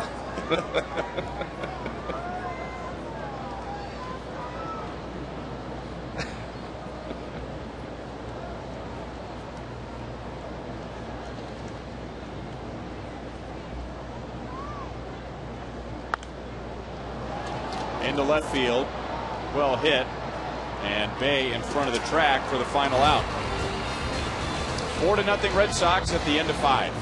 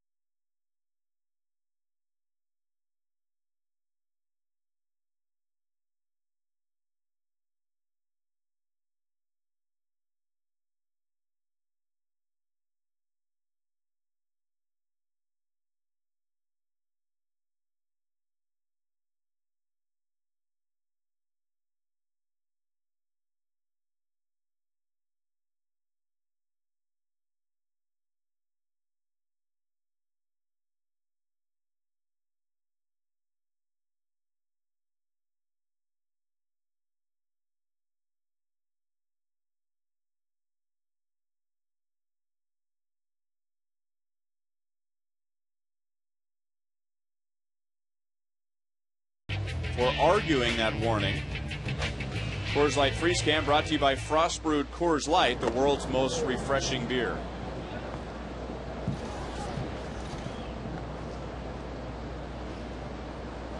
The conflict actually began in the second inning when Zach Greinke was ejected, arguing or questioning Greg Gibson from the Royals dugout.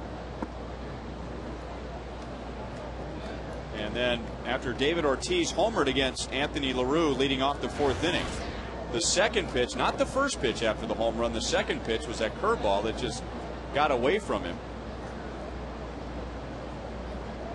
Then the warning, then the ejection. 1 ball, 2 strikes to Gonzalez. So John Gibbons is managing the Royals.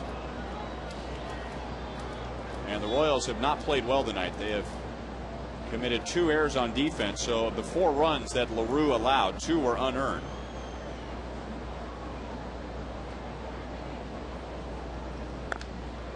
Royals have only had 1 shot at Clay Buchholz in their first 5 at-bats. They had runners at first and third, 1 out in the first inning. And didn't get Mitch Meyer home, and now Buchholz has retired 14 out of 15.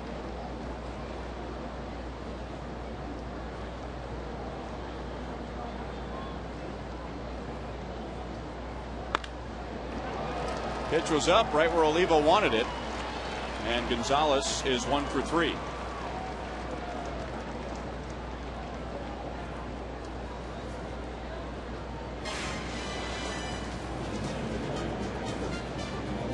Coming up this week on Fox NFL Sunday, might see the Saints at the Bills. That kickoff is 3 p.m. Central.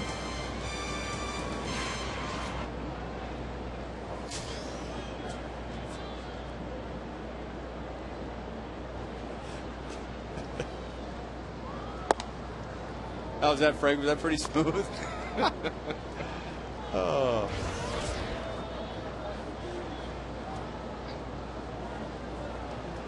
For those of you kids out there, a little lesson here: when the promo comes up, make sure it's not buried somewhere in your papers, or you will be exposed.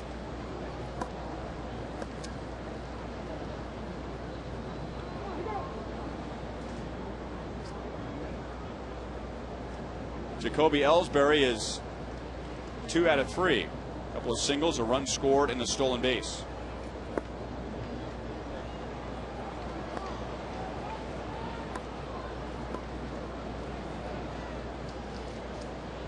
The Red Sox forever were a team known more for their power than their speed, and they had very few base stealing threats. And Jacoby Ellsbury, just to highlight that point, this year had his 2nd consecutive season with 40 stolen bases, and that was a team record.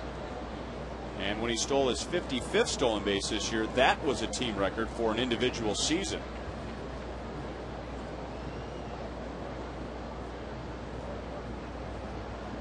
Red Sox actually started focusing more on speed going back to 2003 when they signed Johnny Damon to a long-term contract, and it only took Johnny 1 season to break the Red Sox single-season record for stolen bases.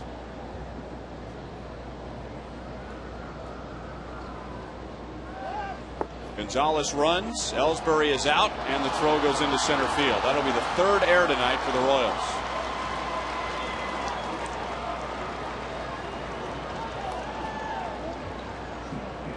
So Yabuda gets the first out of the inning with the strikeout, but Gonzalez ends up on third base.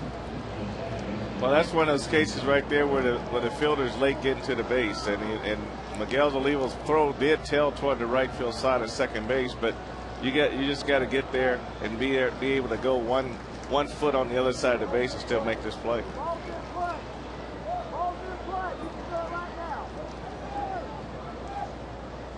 And Benko did a good job of holding this position, just a couple jab steps, but he started too far from the base to begin with. Now he's got to be in a full sprint, and his throw is down low, and it's hard to run that fast and catch a ball that's tailing away from him.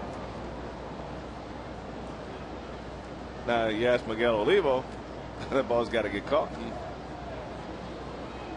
Royals will bring the infield in for Pedroia. 0 for 2 tonight with a sacrifice fly. Still sitting on a 15-game hitting streak.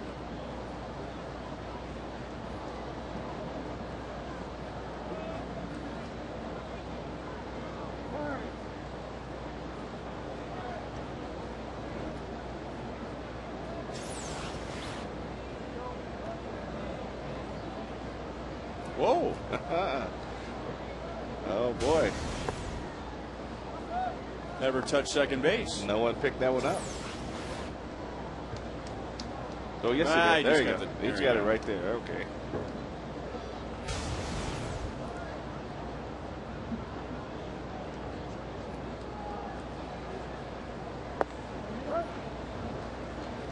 One and one on Pedroia.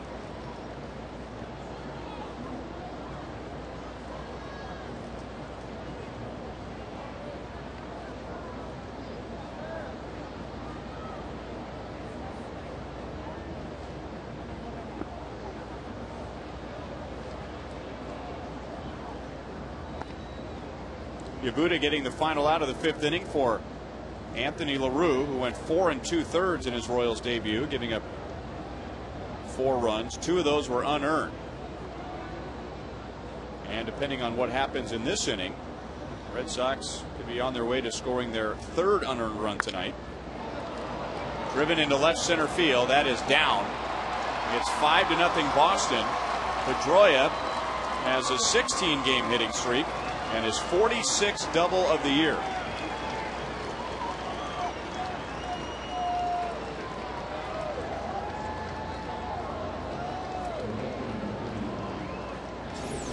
Don't forget it. Really, as a maximum effort swinger, he really follows the ball pretty good. I was talking to him today about the high fastball that he likes to hit.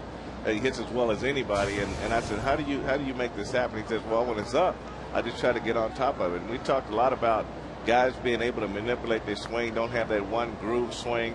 And you can see him hit the high fastball, and now you can see him go down and hit the low pitch and stay on it. So that's what makes him, I think, a real good hitter, because he can make those adjustments with his hands to get to the ball no matter where it's at, even though he looks like he's winding up and letting it go with everything he's got. Yeah, if you don't watch him play every day, and since he's not very big, he looks like a hitter that's trying to play out of his means with a big, hard swing. But as we pointed out earlier in this series, he is, at the moment, the most difficult hitter to strike out in the American League. So big swing, but very good hand-eye coordination. He definitely got to have a good back control, because he's down on the end of the bat and he's letting it go when it goes. And so that just gives you an idea of not only you can't underestimate a guy's size, because he generates bat speed. The ball travels.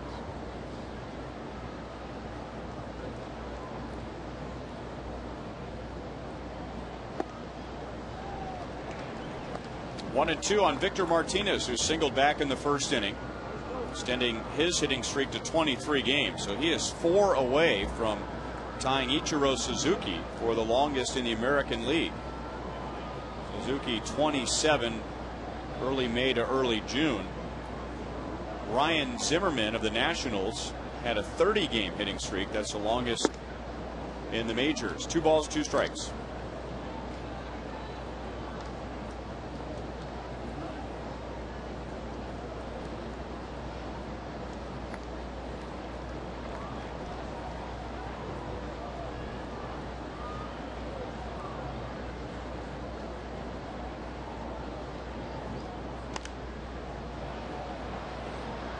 DeJesus coming up in left field for the 2nd out. Tonight's copyrighted telecast is presented by the authority of the Kansas City Royals and may not be reproduced or retransmitted in any form, and the accounts and descriptions of this game may not be disseminated without the express written consent of the Kansas City Royals Baseball Corporation.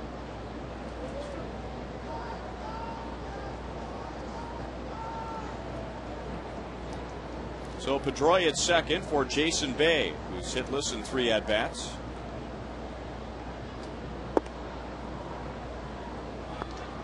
.36 home runs, his 3rd in the league. 115 RBIs, his 2nd. He has scored 98 runs.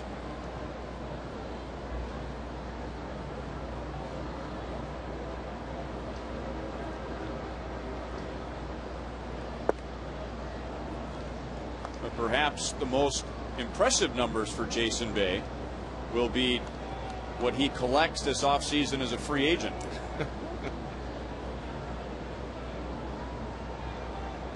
I have to think the Red Sox do everything they can to keep him. I mean, he's the swing is built for that ballpark. 1-2.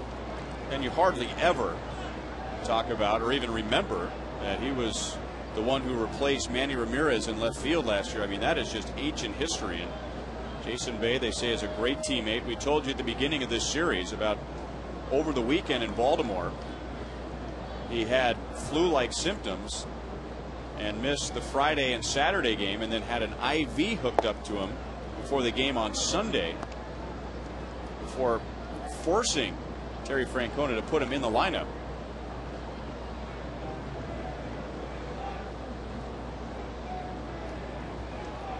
All I can say is, where are those players gone? I mean, when a guy wants to play that bad, you sure want him on your ball club. And when you get into the playoffs, then these kind of guys, you know, you can count on. 3 balls, 2 strikes.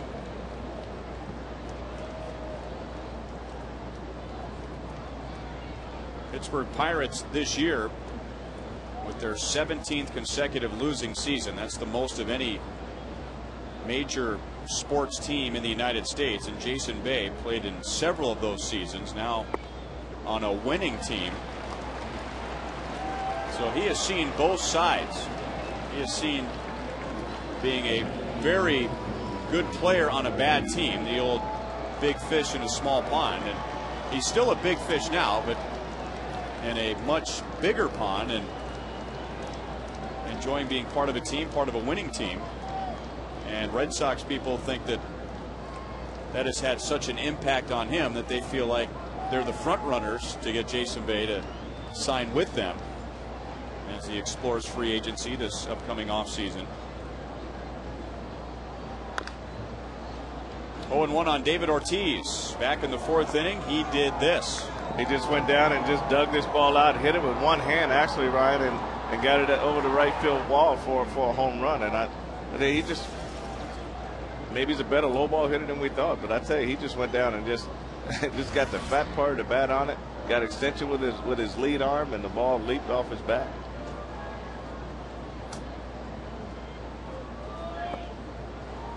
His batting average will not recover after a very slow first half, but now he's got 26 home runs, 89 RBIs, and maybe not quite up to his standards, but at the same time, that's still a very productive season if you're going to call that an off year. Well, Ryan, I tell you, I think the game is going to go back to where it used to be. I think it's headed back to where 20 home runs was huge and 100 RBI was big in the game. Red Sox add a run in the 6th. They lead 5-0.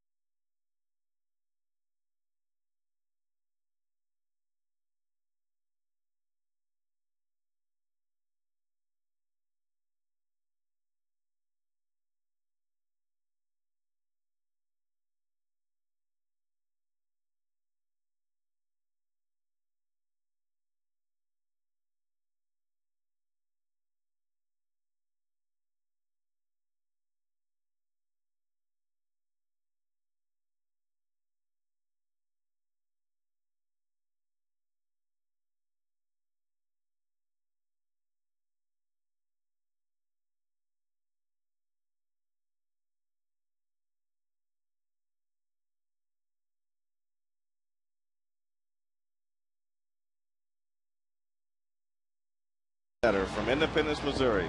If the Royals hit a home run this inning, Jim will win $600. But if the Royals hit a grand slam out of the park, Jim will win $25,000 from Sonic and the Kansas City Royals.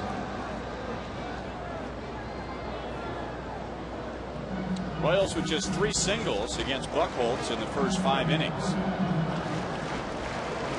And 2 of those back in the first inning. Buchholz has retired 14 of the last 15. Top of the order, so the 3rd time through, David DeJesus is 0 for 2. 7 strikeouts for Buchholz. And at one point, he had struck out 6 of 8. That was in innings 1 through 3.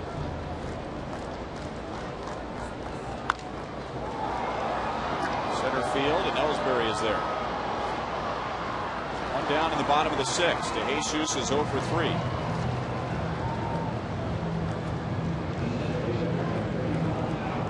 Coming up on Sunday, a brand new promotion at Kauffman Stadium. It's the first annual Bark at the K. Special $25 ticket packages include a human ticket, a canine ticket, and a Royals dog bowl. Plus, proceeds benefit 3 local pet adoption groups. So that's Sunday, final home game, 1:10 against Minnesota. Also on Sunday, and the Royals just announced this today, it'll be Zach Greinke's final start at home, and the Royals have announced a Zach Pack ticket promotion. Starting today, fans can purchase half-price tickets on all seats that are priced at $33 or less. It does not include the dry duck fountain seats, but it does include all field box, field plaza, outfield box, loge level tickets. So those are half off, and those tickets include $5 that can be used at any Kauffman Stadium concession or retail outlet. And the first 10,000 fans aged 21 and older will receive a Greinke for side, courtesy of Miller Lite. Remember, that game is not televised. So it's your last chance to see Zach in person Sunday afternoon at 1:10. Why don't we fill the ballpark? We make closing day like opening day, and you get to see the best pitcher in baseball on that day. And we'll see what Trey Hillman does with the games after Sunday. The Royals will play 3 straight in New York, so obviously Zach will not pitch any of those days, although it'd be nice to see him go up against New York. That can potentially silence the critics who before this series said, well, Greinke's had a good year, but he hasn't faced the Red Sox or the Yankees. Well, 6 shutout innings on Tuesday against Boston to lower his ERA to 2.08, but Zach will not pitch against New York. He will pitch against Minnesota in Minnesota. Just not sure which game that will be. Meyer 1 for 3, 2 down in the 6th inning.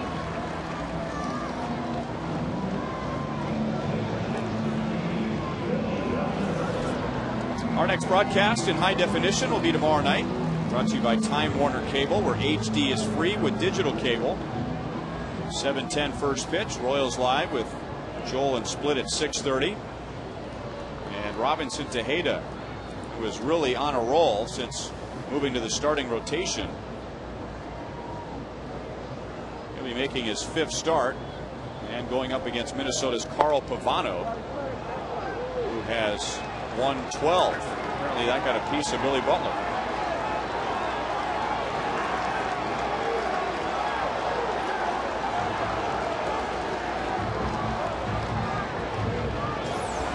Well, this is a curveball from Buchholz. His curveball's a little bit harder, but that just probably nicked him on the top of the knee right there.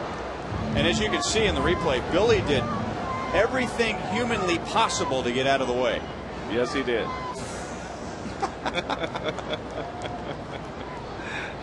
Everything but hit the dirt. Hitters don't hit the dirt anymore.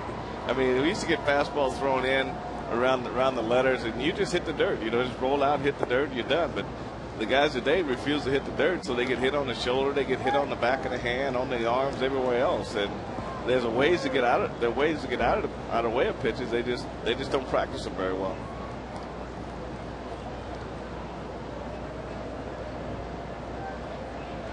Mike Jacobs has struck out twice against Buchholz.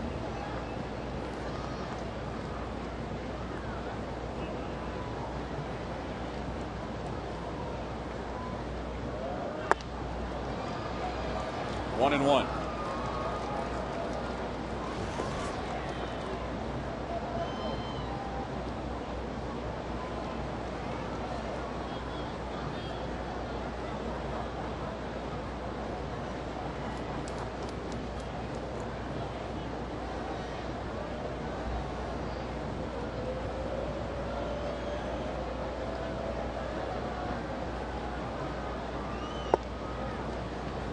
Two balls, one strike. You know, in addition to having a very good arm and an excellent curveball, Buchholz very calm on the mound. I mean, he looks like Josh Beckett almost, like a guy who's been here for a while and has complete control of the tempo of the game. And I think that's what you want to see with young pitchers. You want to see that mound composure. You want to see them not get rattled when things speed up or slow down. And they just, like you said early in the year, when the game speeds up, you know, you just got to be able to slow it down to where it makes sense to you. And, you know, if you get caught up in the speed of the game, that's when you start making a lot of mistakes. So composure on the mound is one thing you hear a lot of pitching coaches and managers talk about.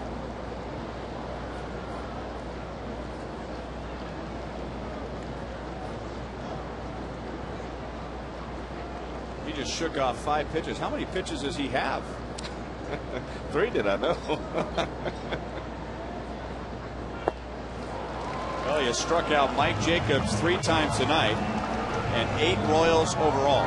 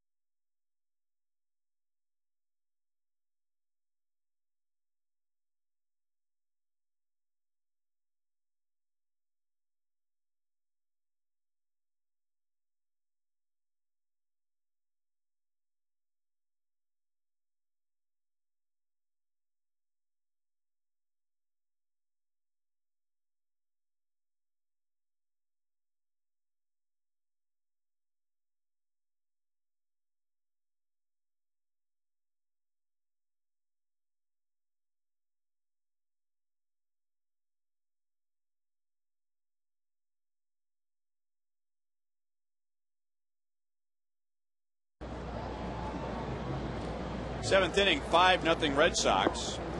4 runs against Anthony LaRue, 1 against Yasuhiko Yabuda. 2 of the runs are unearned. The Royals have committed 3 errors tonight. Mike Lowell has grounded into a double play, and he has walked twice. He scored in the 4th inning. Red Sox with 1 in the 3rd, 3 in the 4th, and 1 in the 6th. Royals with 3 singles in 6 innings. And Clay Buchholz has retired 17 of the last 19. Royals won the first 2 games of the series. And were out to a 2-0 lead last night at the end of 4. But Red Sox with 6 in the 5th and 3 in the 9th. At the knees, 2-2.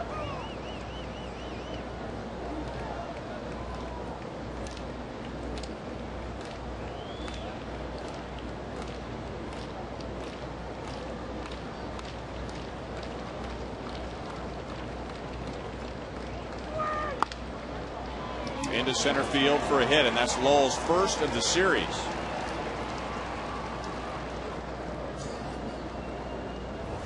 And this late in the game, and with the Red Sox ahead by 5, Lowell is going to come out for a pinch runner.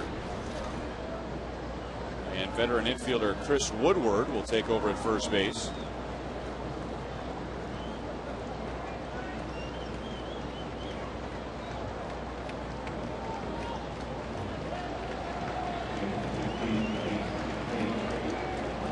And now Casey Kotzman working on a perfect night, a walk, a single, and a double.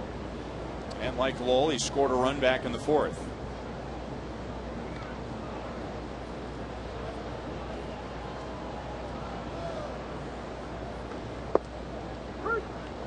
Oh and 1.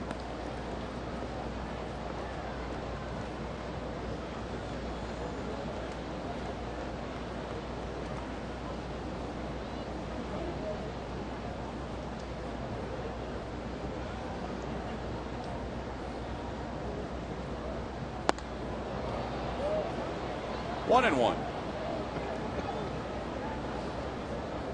Victor Marte warming up behind Yabuda.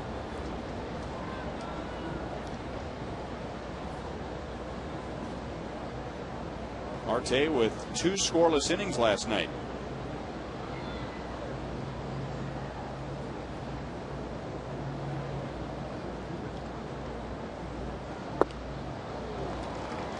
Good changeup, 1 ball, 2 strikes. Kotzman, first round pick of the Angels back in 2001. His father has been a member of the Angels farm system for many years, also a scout.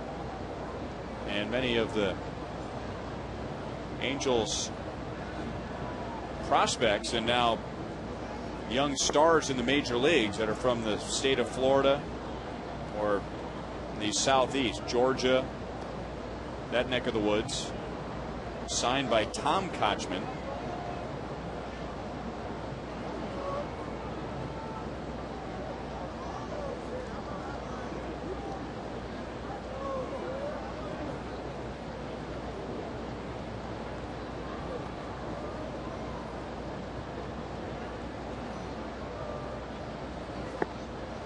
Got him with a changeup. Yabuda strikes out his second.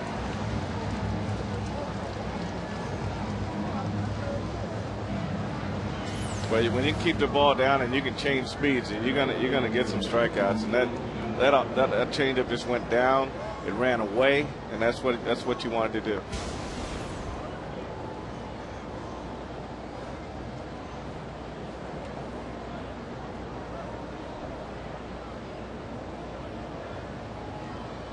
Ball 1 on Josh Reddick. He is 0 for 3.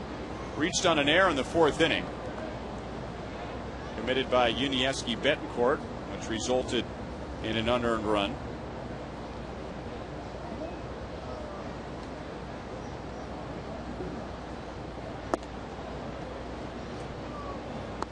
Two and 0.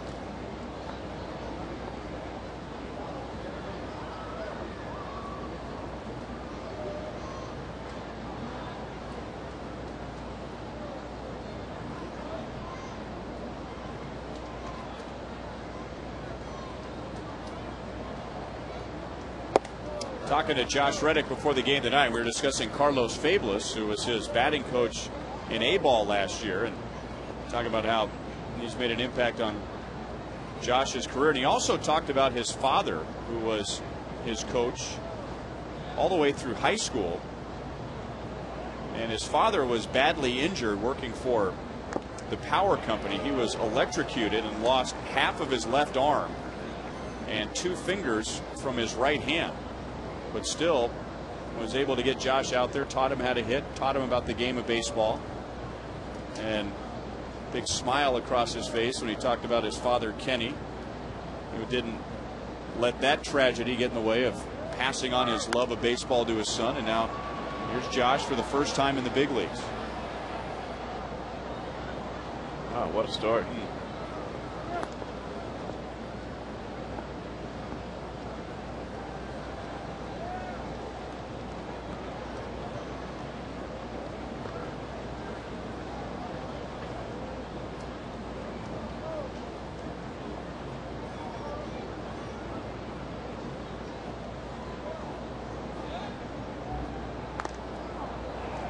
right off of Miguel Olivo's left arm. I think they got him right on the biceps.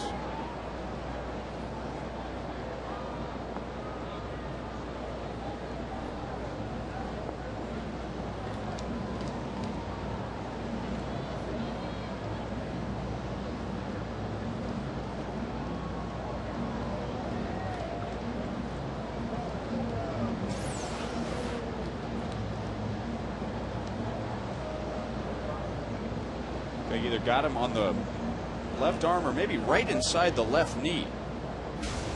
Either way, he was hit where there was no thick padding or the hard protective shell that they get from the shin guards.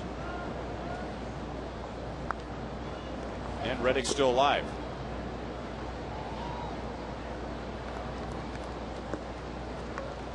I think they ought to take all the catchers in baseball at the end of the year, send them all down to the local hospital and get their bodies x-rayed.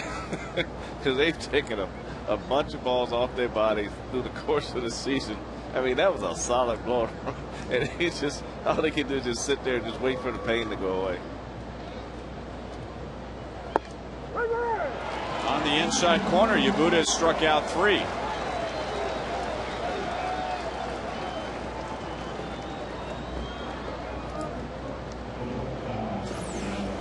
Yabuta's doing a real good job right of getting the ball down, and this is that one that for some reason you see it more to lefties than left-handers doing it to right-handers. They throw their fastball in right above the knee, try to get the hitter to move their feet, and the ball just moves back out over the plate and catches the inside corner of the plate. And that goes all the way back to Greg Maddux and when he first invented that pitch.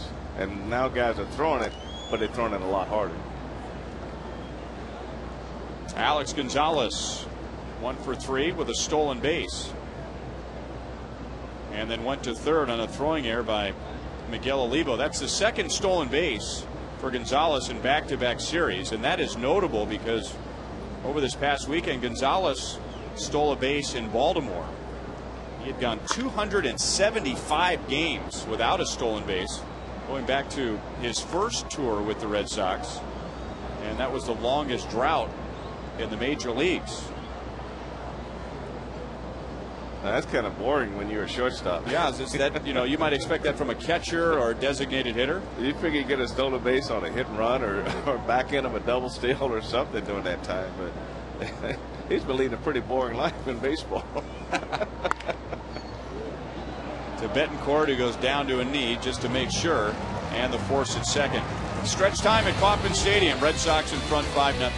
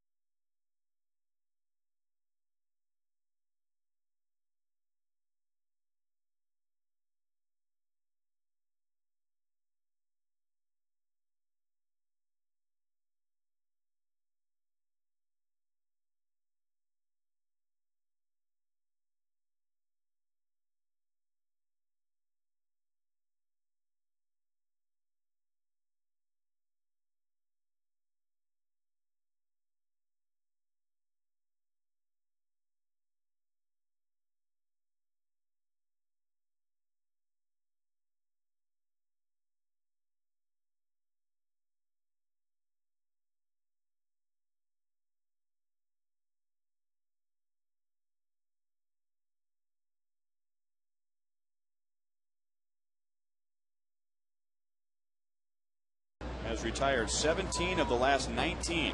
He has retired Alberto Callaspo on a ground ball to short and a fly out to left field. 8 strikeouts for Buchholz. Iaspo, Tien, and Olivo coming up.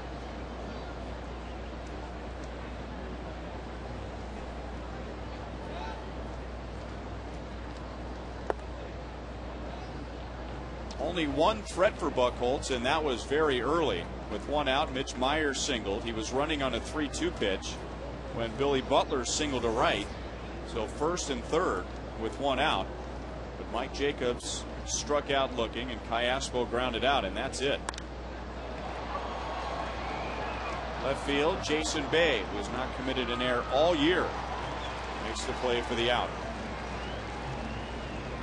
Panera Bread takes us around the American League, where Oakland has defeated Texas, so that takes the Red Sox magic number down to 4. Detroit beating Cleveland, so they have a 3-game lead over Minnesota. Minnesota is off tonight. In fact, they're in Kansas City. Seattle beating Toronto. So Justin Verlander and Felix Hernandez are winning pitchers tonight. And with more on that, here's Joel.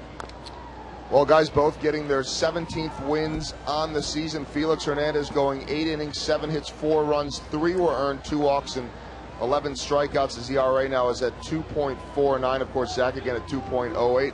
Verlander going 7 innings, 7 hits, 2 earned runs, 2 walks, 11 strikeouts. Much higher ERA for him. Did have all the strikeouts tonight.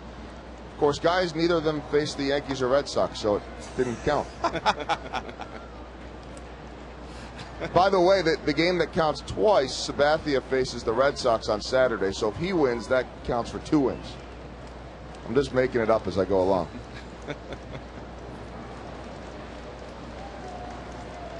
Well, there have been so many different angles that Zach supporters have come up with to try and get past the number of wins that he has. I mean, 15 wins is a good year. Cy Young, well, that's debatable, but you look at the shutouts and the complete games and the strikeouts and the innings. And then there are some of the statistics that you won't see in the league leaders. Tien is 0 for 3.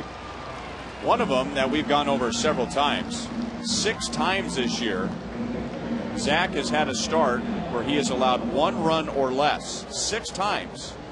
And he has not gotten a win. 6 of those without a win. So if he has 4 of those, which I don't think is a stretch, I mean, you got to win 4 out of those 6. Well, now you're looking at 19 wins. Zach in his last 6 starts, and this is hard to do this late in the season, but in his last 6 starts, his ERA has gone down. And that's virtually probably never happened before in the game, especially this late in the year.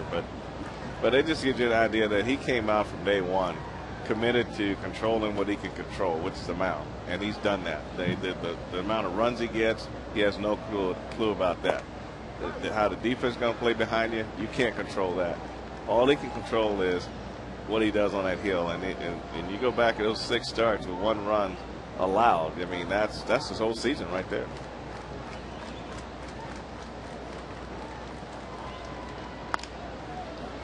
Up the middle, Gonzalez off of his glove. Olivo should have an infield single, and that makes him 1 for 3.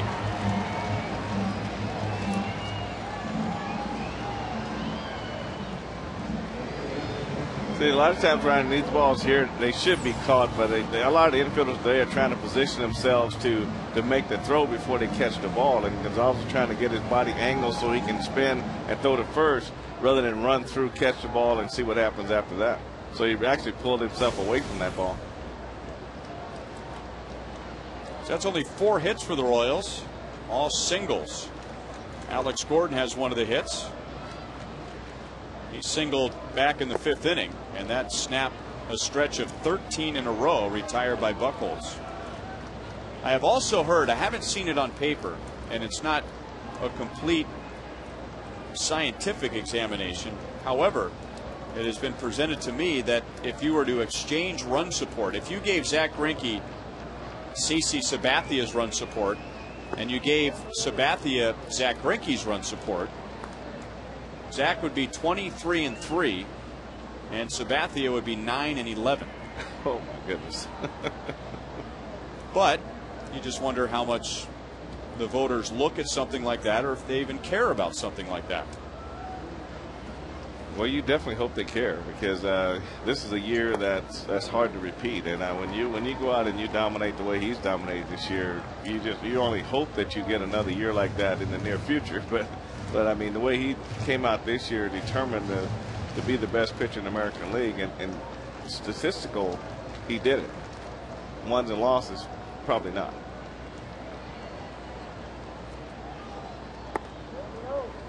Three balls, one strike. Buchholz has not walked a hitter in 6 2/3. He has hit a batter.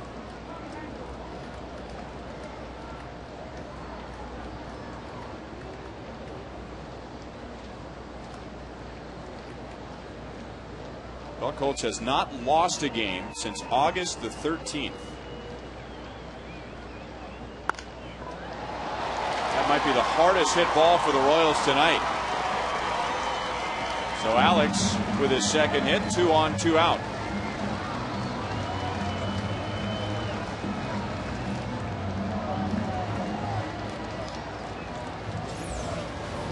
I think Alex really, when you think about it, you think of him more as a low ball hitter than a guy that hits the ball up. But when he stays down in that area, he's got a chance to hit the ball hard all the time, especially if it's off speed. And he went out there and just squared this ball up solidly. Ramon Ramirez replaces Buchholz.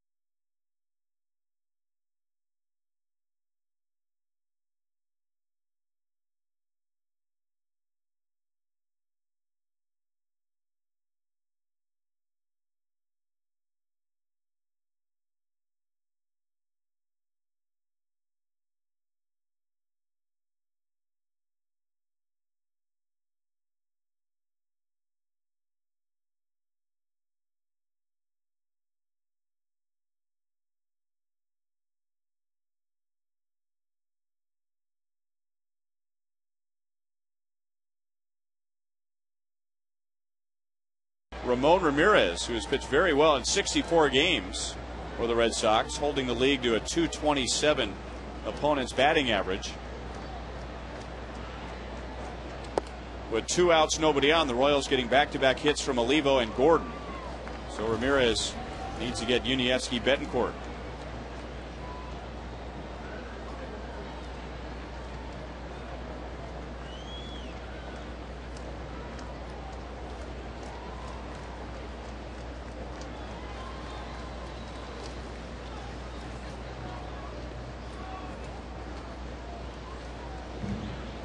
Last year, the Colorado Rockies, at the end of spring training, were prepared to put Ramon Ramirez on waivers.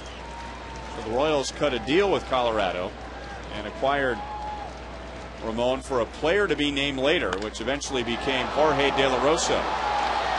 Deep left field, Jason Bay to the fence. And that's the second time he has done that with Betancourt at the plate in this series. Royals leave 2 on base in the 7th.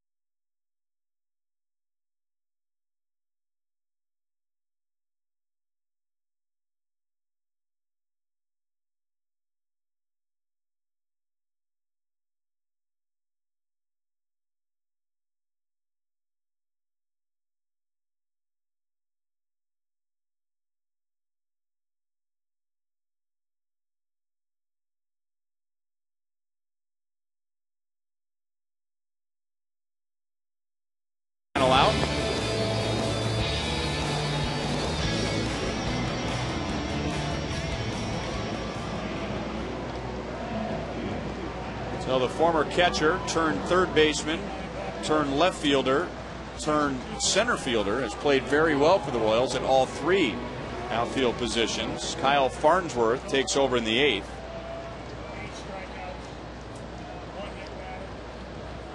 Red Sox getting 4 against Anthony LaRue in his Royals debut. 2 of those were unearned. And then Yabuda gave up 1 run in 2 1/3. Top of the order for Boston, Jacoby Ellsbury taking strike 1. 2 hits, a run scored. Ellsbury has stolen his 65th base, which leads the major leagues. Led the American League last year with 50, and that was as he was sharing some time in center field with Coco Crisp. And now the position is all his, and he has run with it literally with the stolen bases. Leads the league in triples. He is hitting over 300.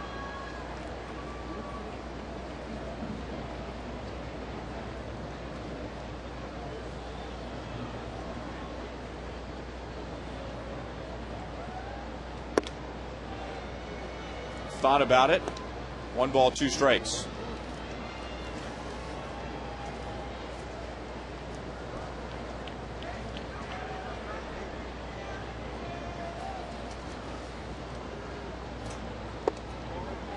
Farnsworth hasn't pitched in a week. We have to go back to September the 17th at Detroit. So he did not pitch at all in the Chicago series, and now appearing in Game 4 of this series. Grounded right to Butler. 1 down in the 8th. So in the late inning leads, Trey Hillman has been going with Roman Colon and Jamie Wright setting up for Joakim Soria.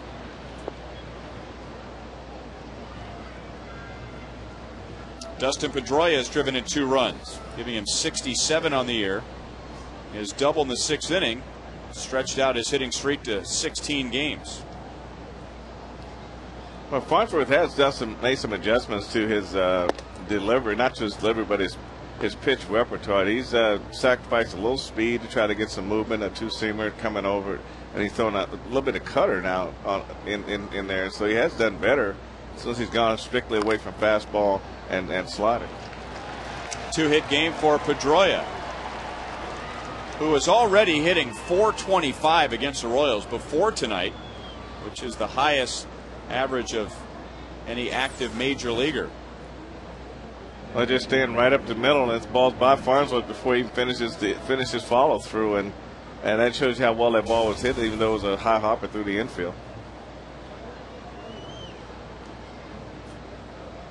Among the top 5 of active major leaguers in batting average against the Royals, Albert Pujols is in there. That's no surprise. Mike Redmond of the Twins. That's no surprise. And also on the list is Miguel Olivo.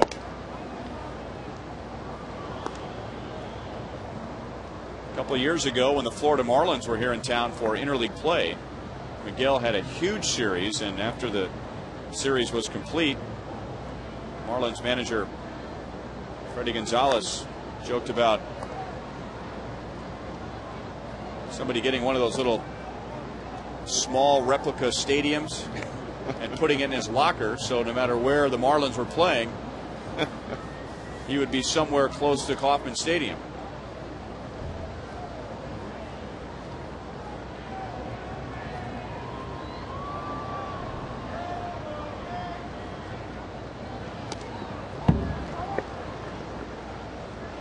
No contact, and Olivo on it quickly, and Pedroia in a 5-run game, staying put at first base.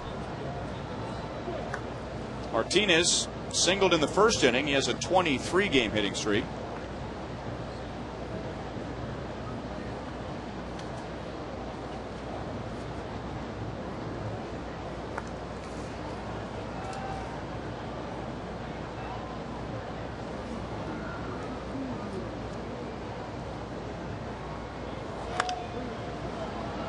Still 1-2.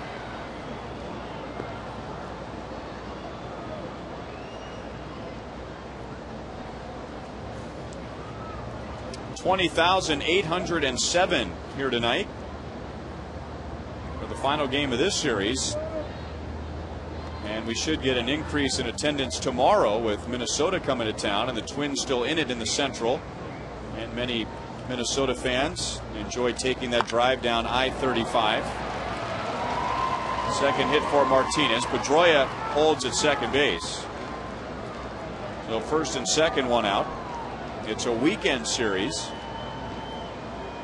It'll be interesting next year to see how many Twins fans feel the need to come down to Kauffman Stadium and watch outdoor baseball when the Twins will have their own outdoor ballpark.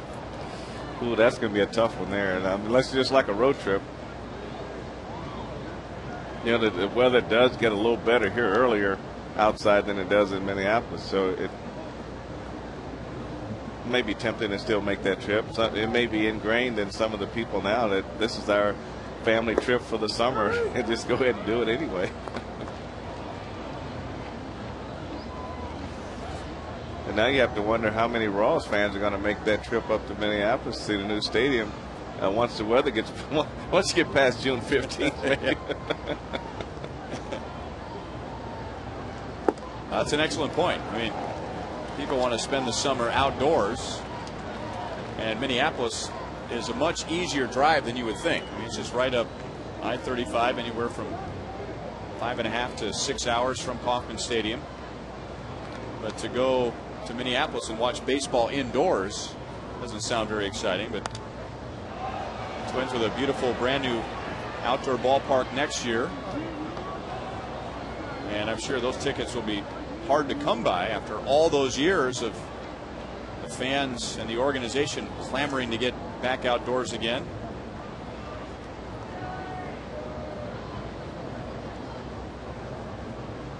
Oh, 0-2 on Jason Bay, who is 0 for 3.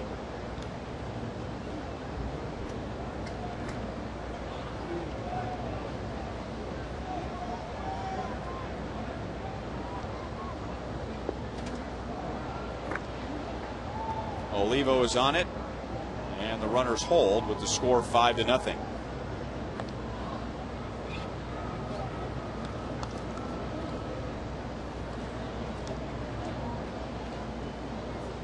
The Red Sox, if they can hang on, their magic number to clinch the wild card would be 3.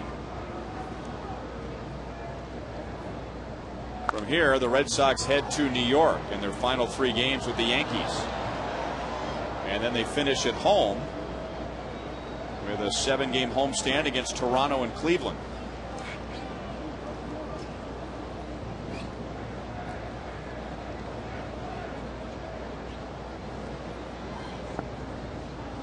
Two balls, 2 strikes. Speaking of the wild card, the Red Sox ended that long drought of World Series championships in 2004 as the wild card, in that unforgettable American League Championship Series when they were down 3-0 to the Yankees. Coming back and winning that series, going on to win the World Series against St. Louis. Then they won it again in 07. That year they did win the division. 3-2. Remember, a warning was issued earlier in the game.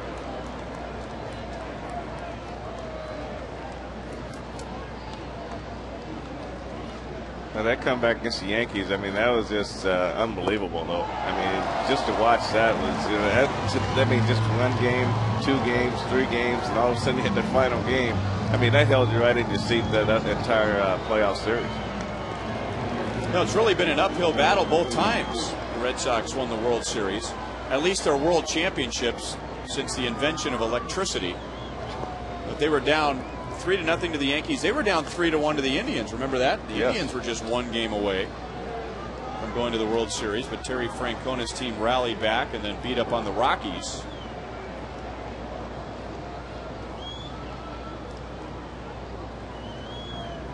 David Ortiz has homered, his 2nd home run in the last 2 games.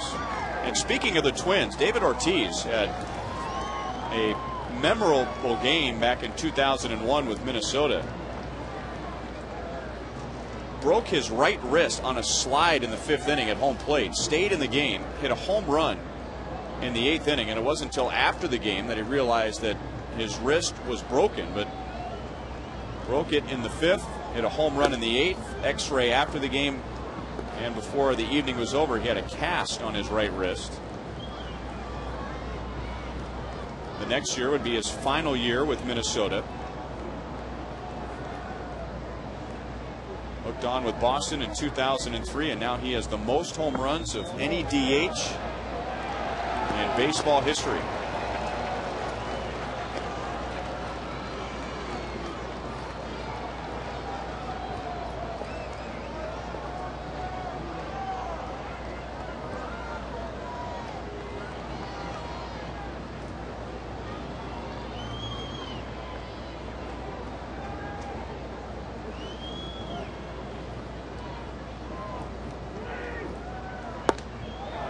Two and two. Last year it was his left wrist which put him on the disabled list, and his numbers took a dip. The wrist has been questioned this year. He even went to an eye doctor in the first half, thinking that maybe there was something wrong with his vision. That one rolls far enough away from Olivo for the runners to move up. Pedroia to third and Martinez to second. That's a wild pitch. Charge to Farnsworth. Well, early in the year, when you take a look at this slider down in the dirt, that's where Olivo gets his glove in there. But if he takes that glove out of the way and just let it kind of settle into his stomach, then it's got a chance to bounce that ball back out. But when it hits off the heel of your glove, it's going to, unless it goes right in your glove, it's going to bounce off pretty far. But early in the year on David Ortiz right now, there was some question about him being able to hit the fastball again. They were throwing the fastball by him, but there was some question about whether the wrist had truly healed or not. And when you beat your average up as bad as he did early in the year, it's kind of hard to come back from that standpoint. But you can tell right now he still had bat speed, and the ball still jumps off his bat when he hits it. And you look at his home run and RBI totals, you can see where he contributed heavily to this ball club.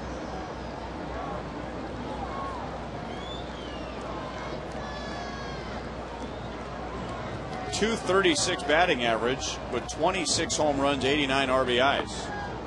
And he walks. They're loaded up for Chris Woodward, who pinch ran for Lowell in the 7th inning.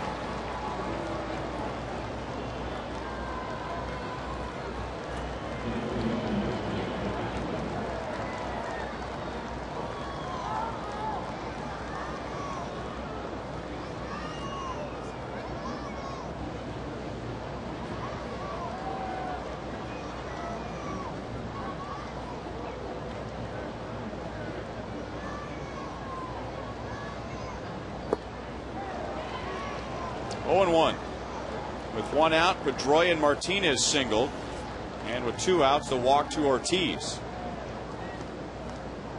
The walk is the 5th given up by the Royals tonight, and the Royals now have the most walks allowed by any team in the American League. And the Royals really took a dive in that department. You go back to July the 1st, so right around the midway point of the season, the Royals had walked the 2nd fewest in the American League. Only Minnesota had walked fewer. So 2nd in the league in walks on July the 1st, but on August the 1st, the Royals had dropped all the way down to 10th, and now they're 14th. Up Betancourt's arm, a run scores. That's his 2nd error.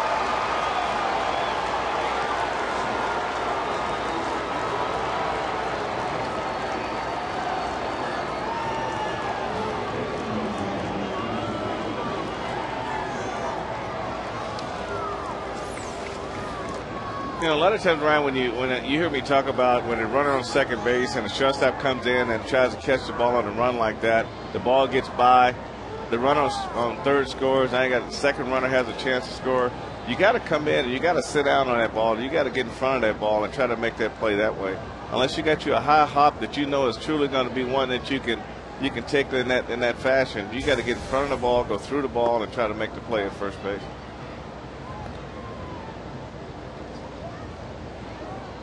Well, the Red Sox have scored 6, and half of the runs have been unearned.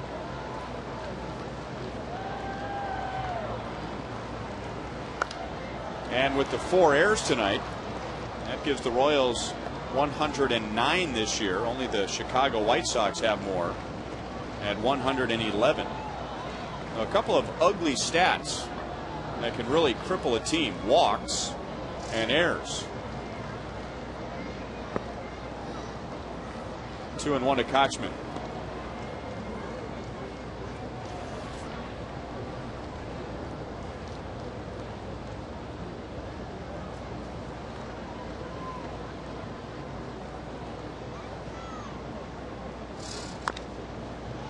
Two and two.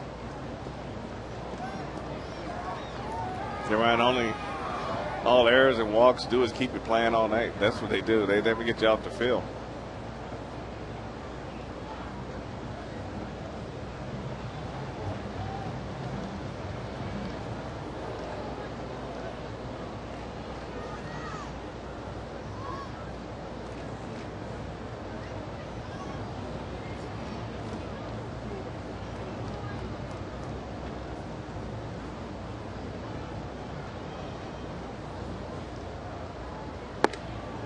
Struck him out at 96. Red Sox get another run.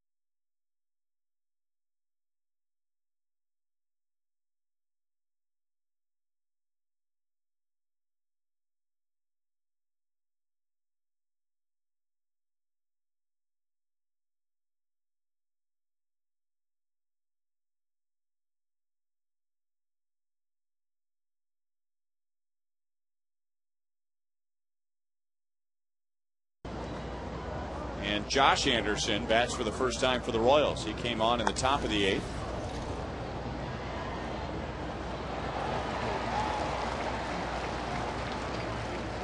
Six and 2/3 scoreless for Clay Buchholz with 8 strikeouts. Ramon Ramirez stays on in the 8th. He got the final out of the 7th. Anderson breaks his bat, and Pedroia brings it down, 1 away. Joel Goldberg. Well, guys, with former Royal Ramon Ramirez on the mound, I had a chance to talk to him in the last few days and was asking him about how Boston has been, and he said he's so happy in Boston playing to the big crowds and getting a chance to probably go to the postseason this year. But he also said that last year was one of the best years of his life because he got the opportunity to finally do what he wanted in Kansas City. Now, as we learned from Ramon, he's one of the more likable guys and kind of a jack of all trades. We learned last year that he liked magic and playing guitar. He's still doing those things over with the Red Sox in their clubhouse. And also another thing he wants to learn a little bit more of, English. He's getting a lot better with that, but he told me that when he goes home to the Dominican in the offseason, he's going to go to school and take some English classes. Guys?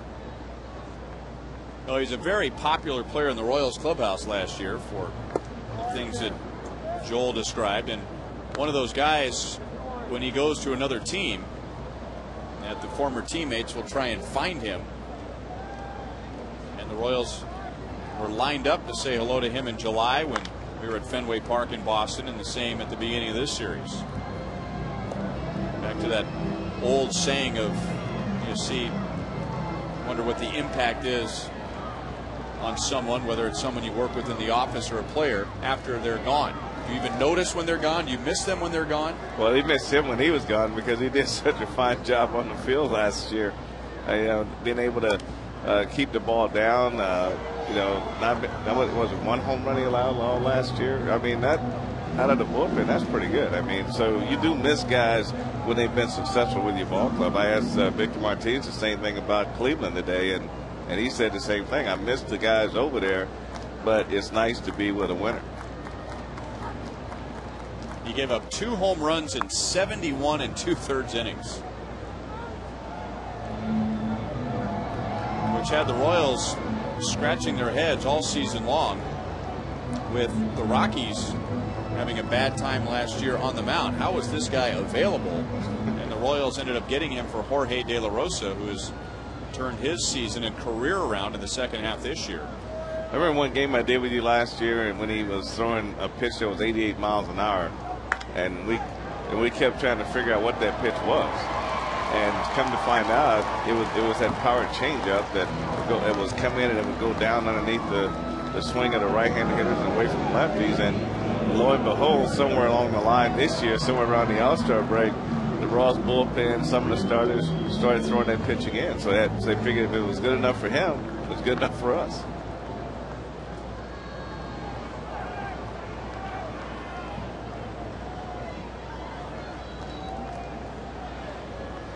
I mean, you've seen more changeups out of Soria this year than at any time last year.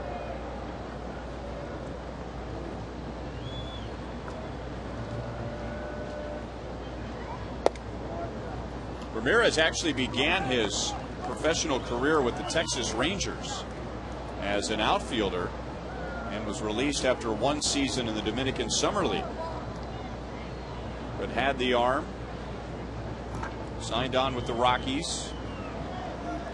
Actually had a very good start to his Colorado career. 18 consecutive scoreless innings in 2006. Also pitched with the Rockies in 2007. But not enough to keep him on the roster. And as we said last inning, the Rockies were prepared to put him through waivers and then cut a deal with the Royals for a player to be named later, which eventually became Jorge De La Rosa.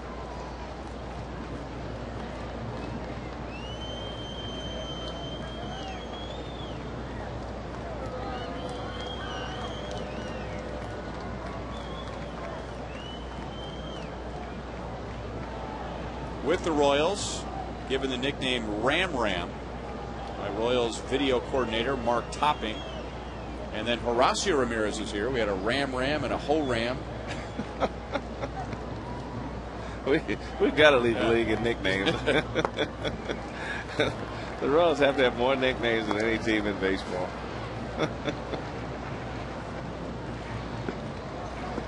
But baseball is full of nicknames. It's a great sport for nicknames.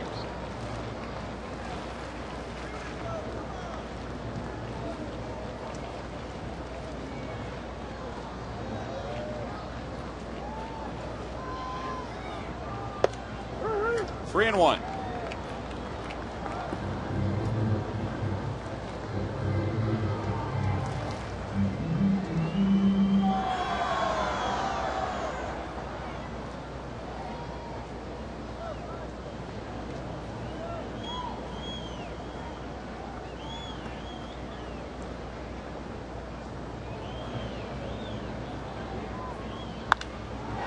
Deep left field. Anderson all the way back. And the shutout is over. Billy Butler with his 19th home run.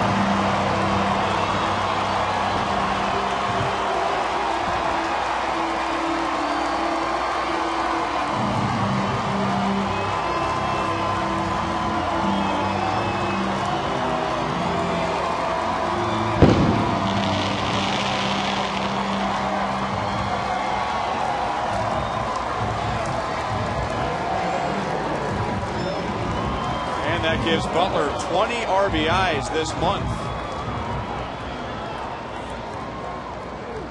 Well, Billy hit that pitch right like he was looking for it. It was a 94-mile-an-hour fastball boring in on his hand, and he cleared his hips and got the bat hit out front and met this ball right on the screws.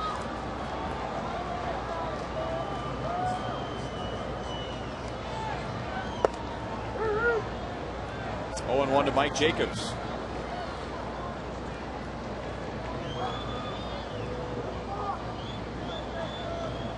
That's 87 RBIs for Billy Butler. So after tonight, Royals will have 9 games, and Billy needs 13 to get to 100. Jacobs faced Clay Buchholz 3 times, struck out all 3 times. They'll need one more home run to get to 20.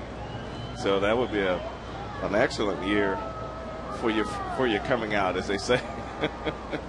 20 and 100. Those magic numbers have been in baseball for a long time until the vitamins. Until the vitamins change. He needs one more double for 50.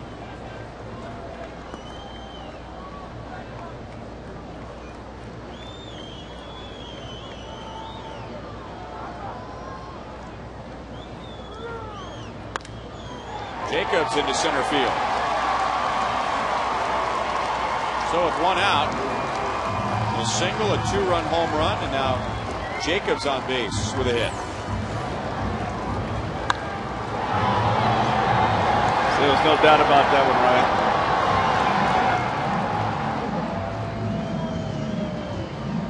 Ryan. I mean, he knew right away, as soon as the ball left his bat, he knew that was gone.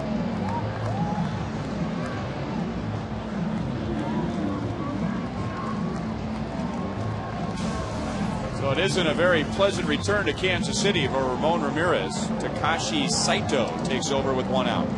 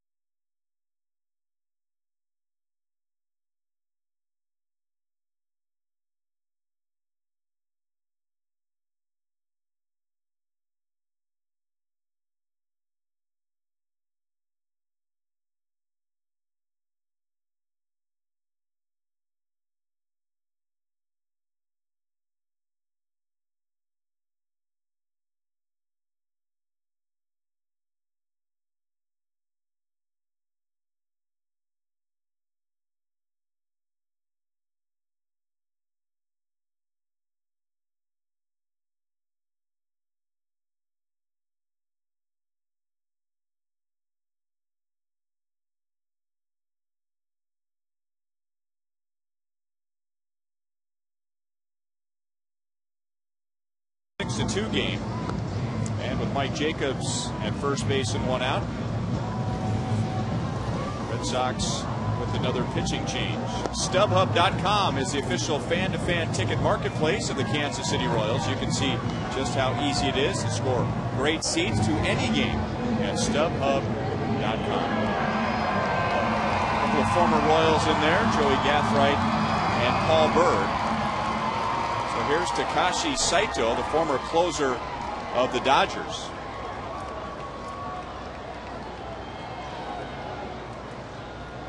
Well, the Red Sox in their bullpen have 2 former closers, Saito with the Dodgers, Billy Wagner most recently with the Mets, and before that the Phillies and the Astros.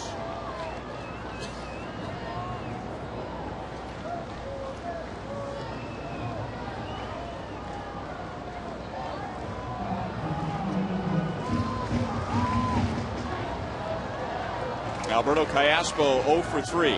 All those plate appearances against Clay Buchholz.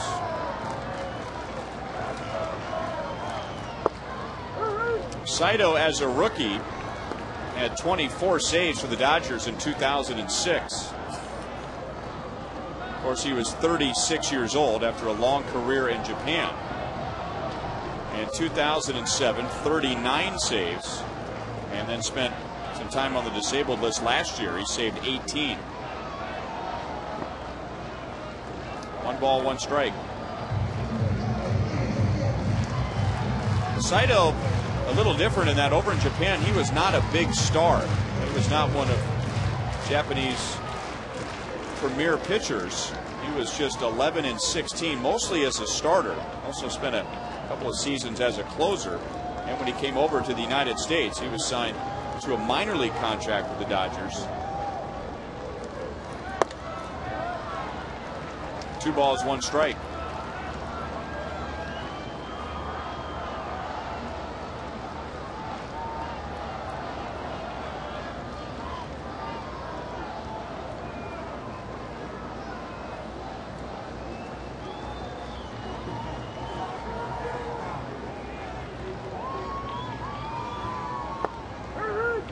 Two and two.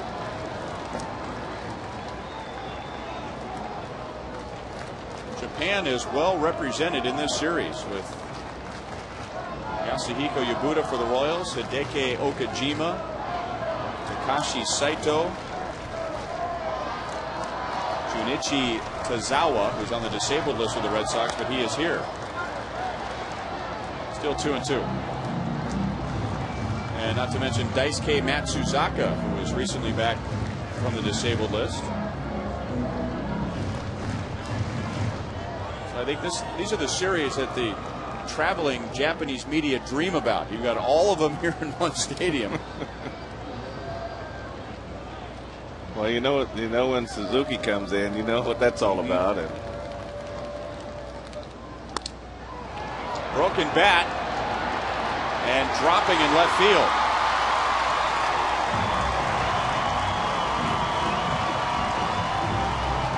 So 2 on, 1 out with Tien coming up.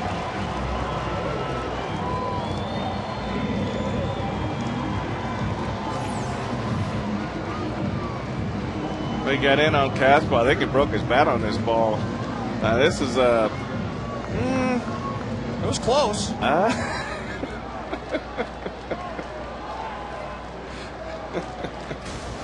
Well, I haven't been out there very much, so.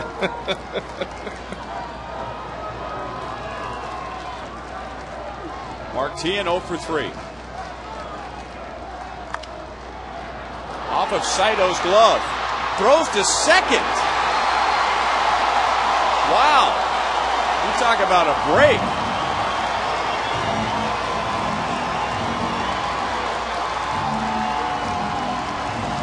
Tying run is coming to the plate. But you're right, Ryan. That's a break right there. That's really not knowing the situation, not knowing the score of the game. Anytime you have a ball off the pitcher's glove that goes for the third base side, you just don't have a play at second base. This play's got to go to first base. Well, it scored a single only because Saito threw to second. It might have been a close play at first, but who knows since he didn't throw over there. And John Farrell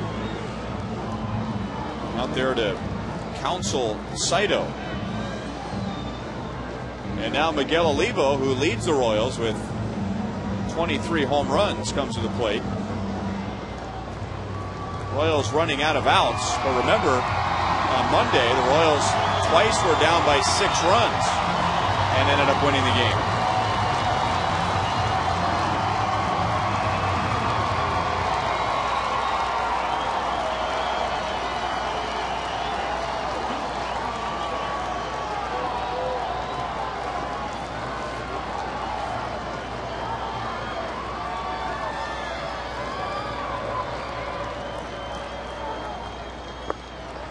Did not face the Dodgers the last 3 years in interleague play, so there are no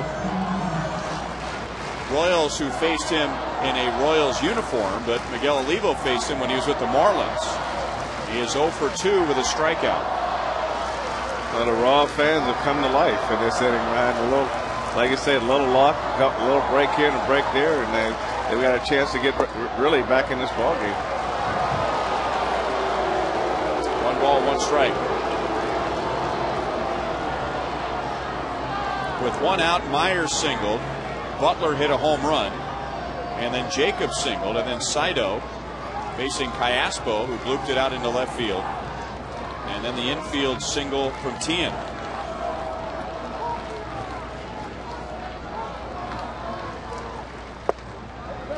Oh, he hung it. Olivo furious with the whole plate umpire, although that's the kind of pitch that Olivo is usually looking for. Well, he hasn't taken his eyes off of Miguel either, but this is a curveball that kind of backed up, and Greg Gibson saying he's got the inside corner. Olivo's saying no.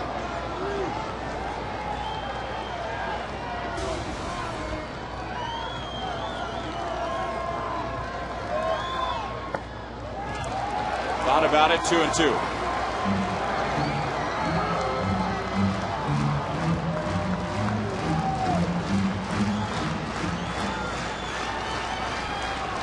Trying to avoid a ground ball and a double play. Olivo is grounded into 10.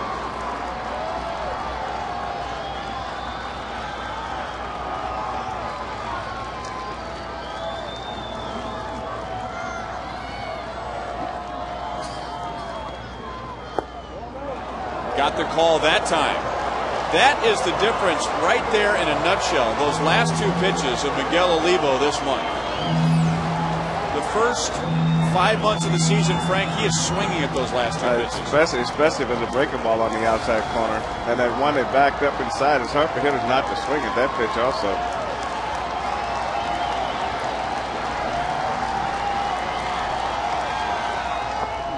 Takes the walk.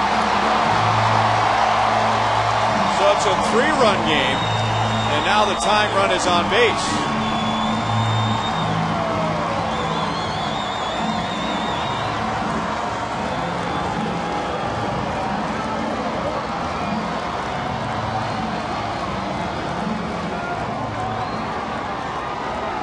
That's the 3rd walk this series for Olivo.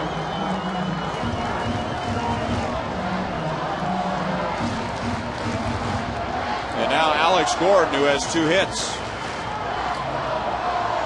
The Red Sox have brought the Royals fans to their feet, and the Red Sox fans are taking a seat.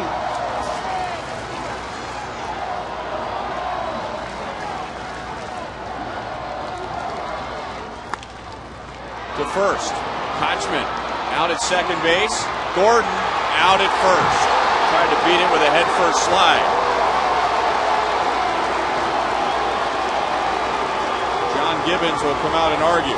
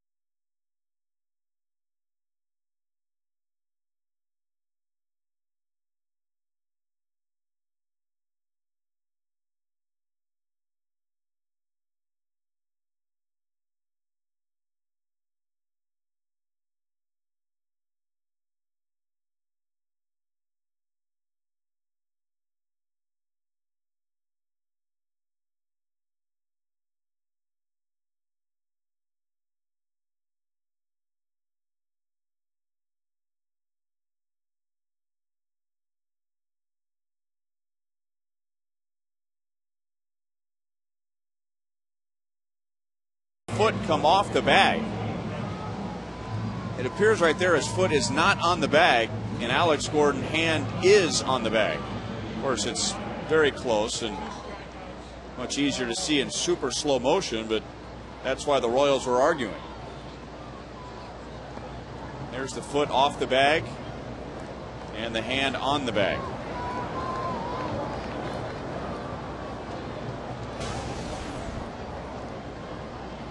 Jamie Wright takes over in the 9th inning and throws a strike to Josh Reddick.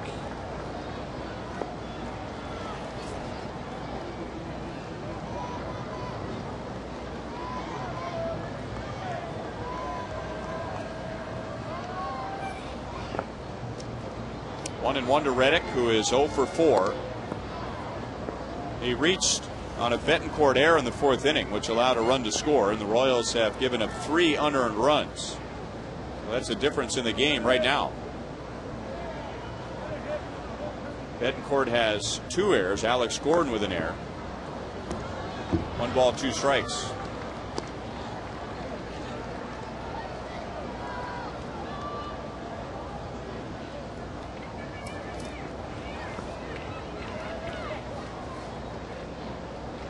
Jamie Wright with 2 scoreless innings in the game on Monday. That was the big come from behind win when the Royals were down by 6 twice and won 12-3.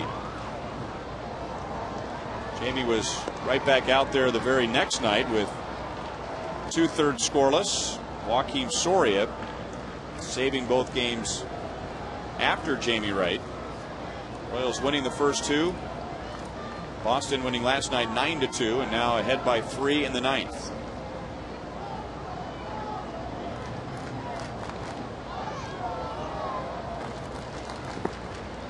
2-2.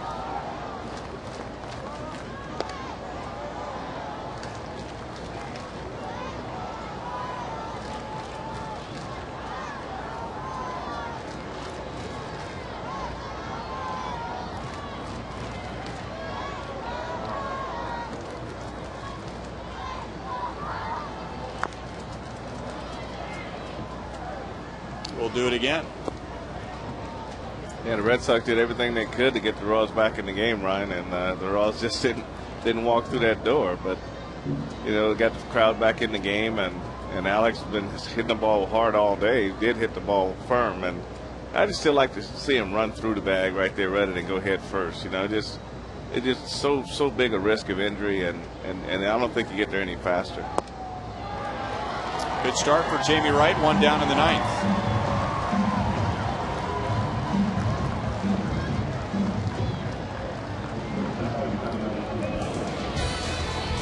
Coming up after the game, it's Boulevard Royals Live, brought to you by Boulevard Brewing Company, Kansas City's beer from Rival Sports Bar, out in right field with Joe Goldberg and Paul Splittorff.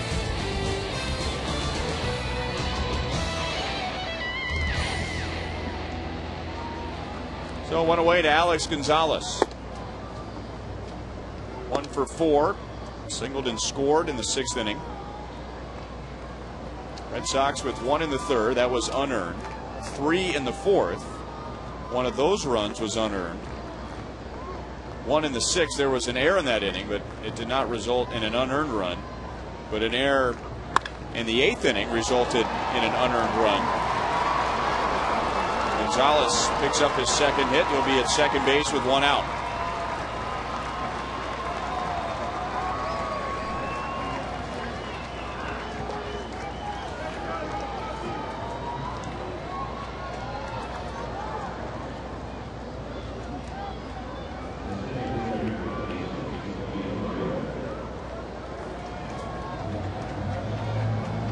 And now Jacoby Ellsbury comes to the plate for the 6th time tonight.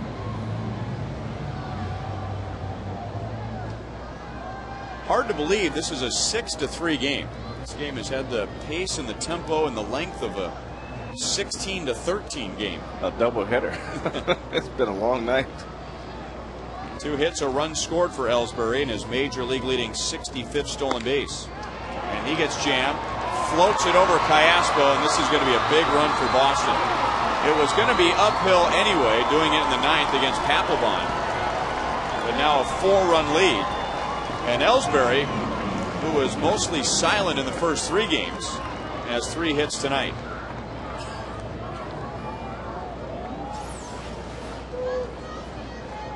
Another ball that's not hit very well. You've seen a few of these tonight, but just over Caspel's head at second base, and Gonzalez scored easily on this base hit.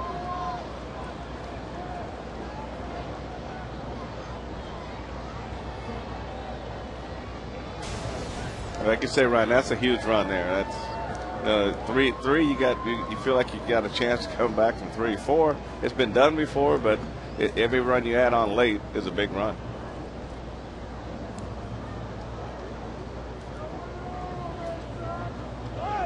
Ellsbury runs. Olivo can't get it out of his glove. So 66 stolen bases. And the Red Sox are 3 for 3 in that category tonight.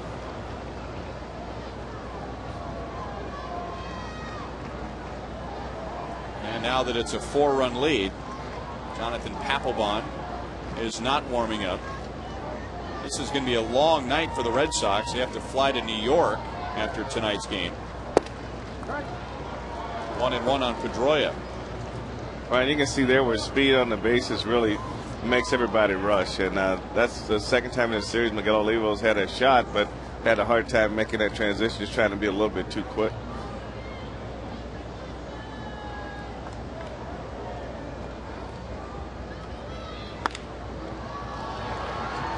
Got a piece of Wright's glove through Callaspo's legs. 5 errors.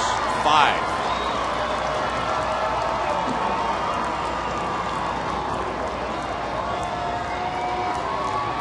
That is a season high 5 errors. That's 4 unearned runs. That's another situation too, Ryan, where the infielders refuse to get down into a good fielding position to catch these balls. They want to catch them on the run. And then you got to make sure you got a nice high hop before you do that. You got to make sure that hop that you're up on your feet like that. That hop's got to be right in your glove. If your ball's going to bounce before it gets to the glove, you're not in a position to react if the ball does something differently. That's why you got to come in and square up on the ball and catch the ball, then make the play.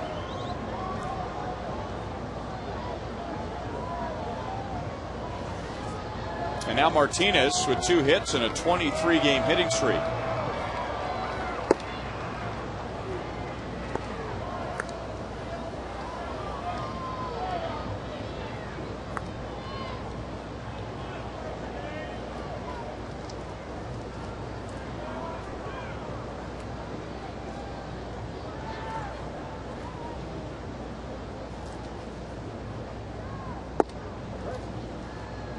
One and one.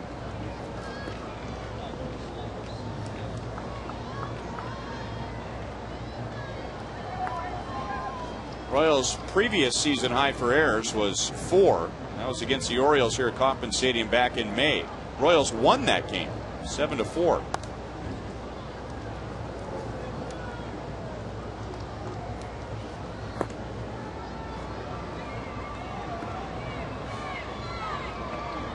Orioles had 1 error in that game, so it's not very often you out-error your opponent 4-1 and still win.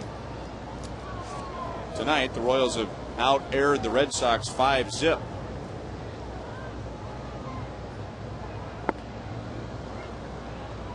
Two and two. Royals now 1 error away from tying the White Sox for the most in the American League.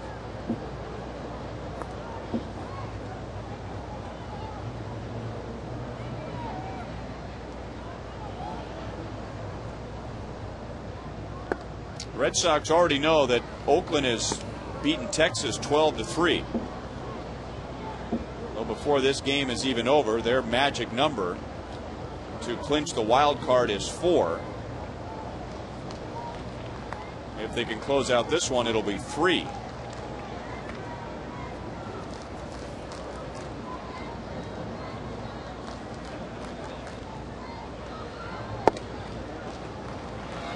A walk. 6 walks given up tonight. Only one of those has come around to score, but it's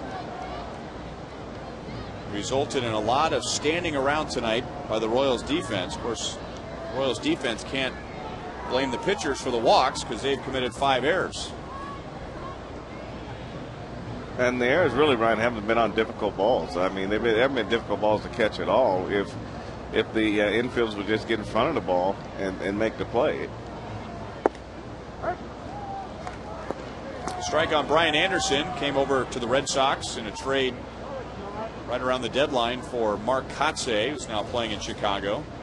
Anderson was taken in the first round by the White Sox out of the University of Arizona.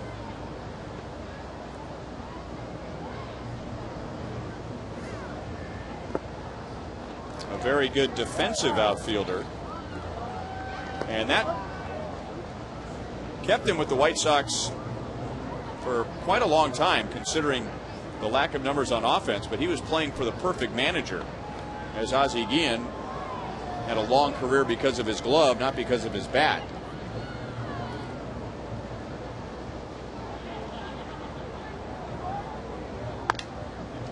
Up the middle, Betancourt flips to second, out at second base.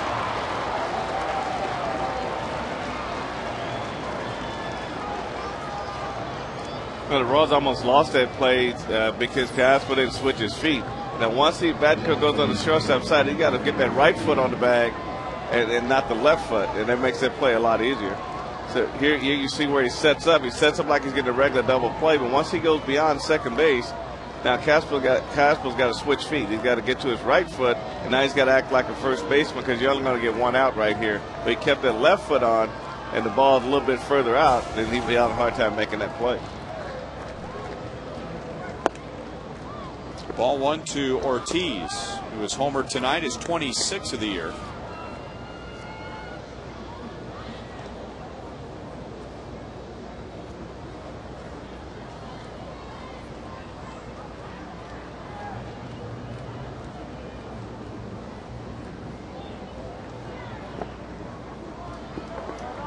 Two and 0.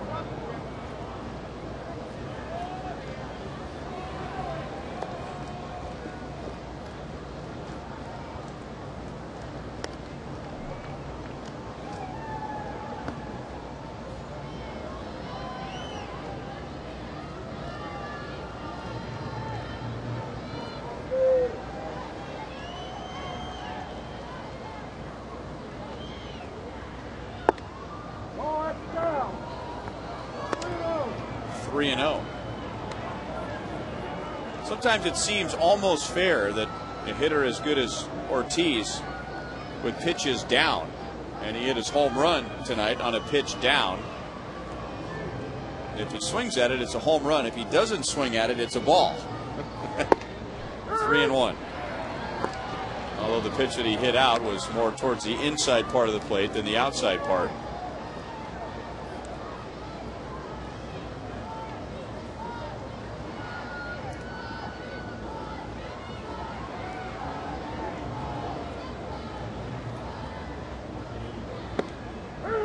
Full count.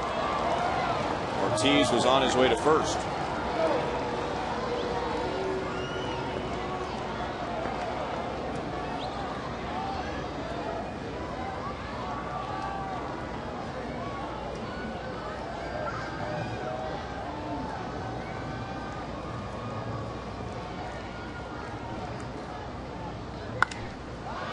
To left field on the line. The Red Sox will get 2 more. So it's 10-3. Ortiz has driven in 3 tonight.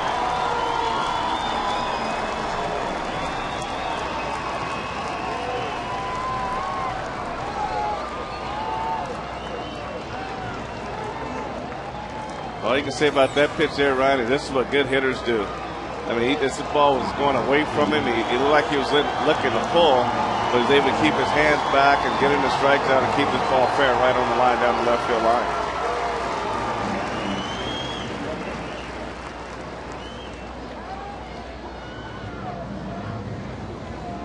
So 4 runs in the inning, 3 will be unearned.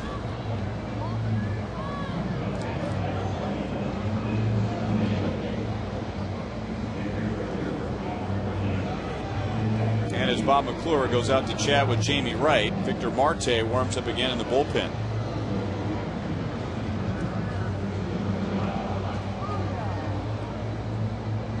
George Contreras will run for David Ortiz.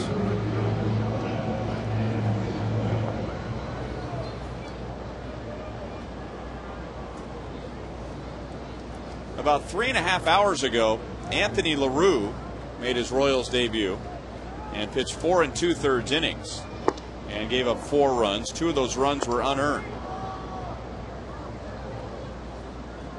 Yasuhiko Yabuda gave up a run. Kyle Farnsworth gave up a run that was unearned. And now 3 more in this inning. So 5 unearned runs. Meyer runs it down on the track. Boston leads by 7 to the bottom of the ninth.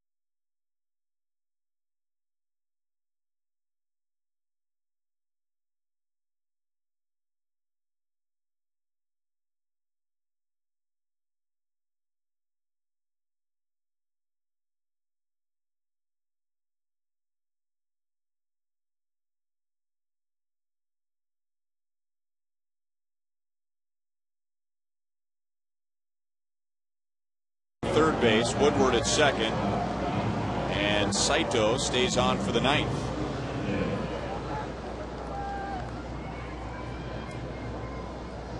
Luis Hernandez will bat for Yuniesky Betancourt.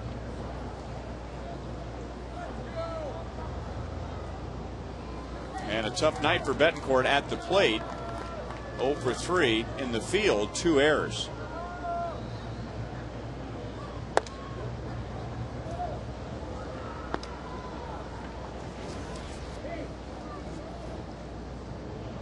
Luis 0 for his last 9. Josh Anderson next, and Mitch Meyer. 1-1.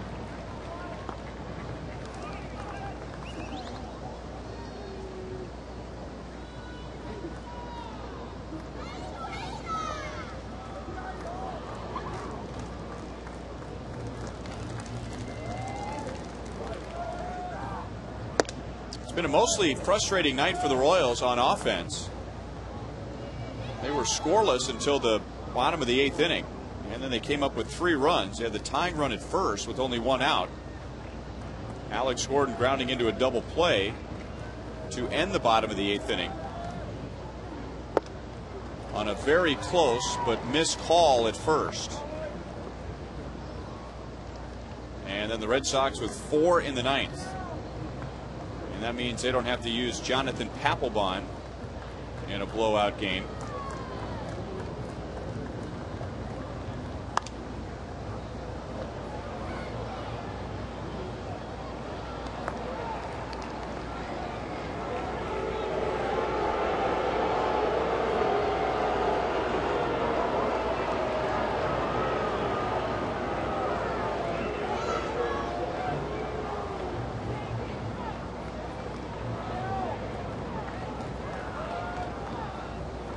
Is that a guy in a Yankee jersey and a Yankee cap?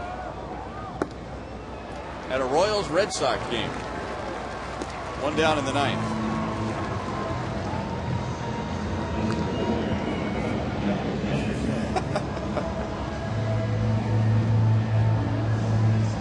Well, if that's his date, she's a Red Sox fan. I mean, that's an interesting debate in that relationship, huh? Josh Anderson has batted once. He popped a second in the 8th inning. So the Royals are going to split the 4-game series. And the Red Sox will win the season series. Royals had won 4 consecutive series.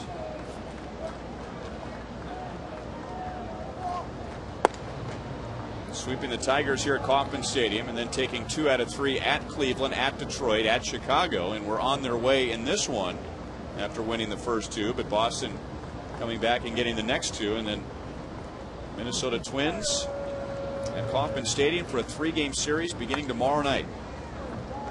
3 more home games for the Royals.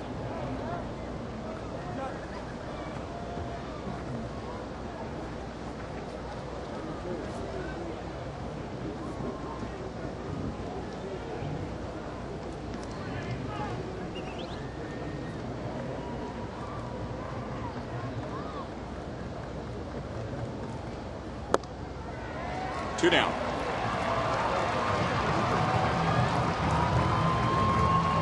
Six and 2/3 scoreless from Clay Buchholz. The Royals tag Ramon Ramirez for 3 in 2/3 of an inning. And now an inning and a third so far from Takashi Saito. Mitch Meyer with 2 hits. He has scored a run.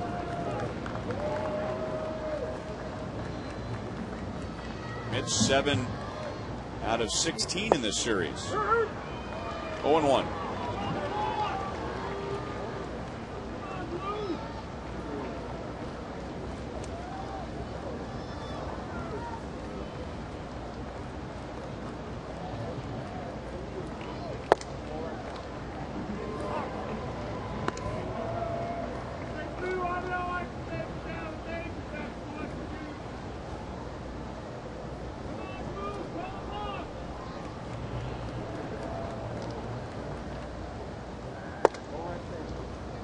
Two balls, 1 strike.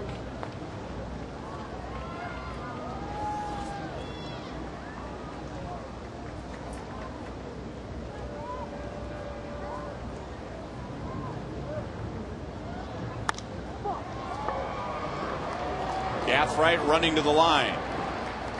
Game over, series over. So a 4-game split.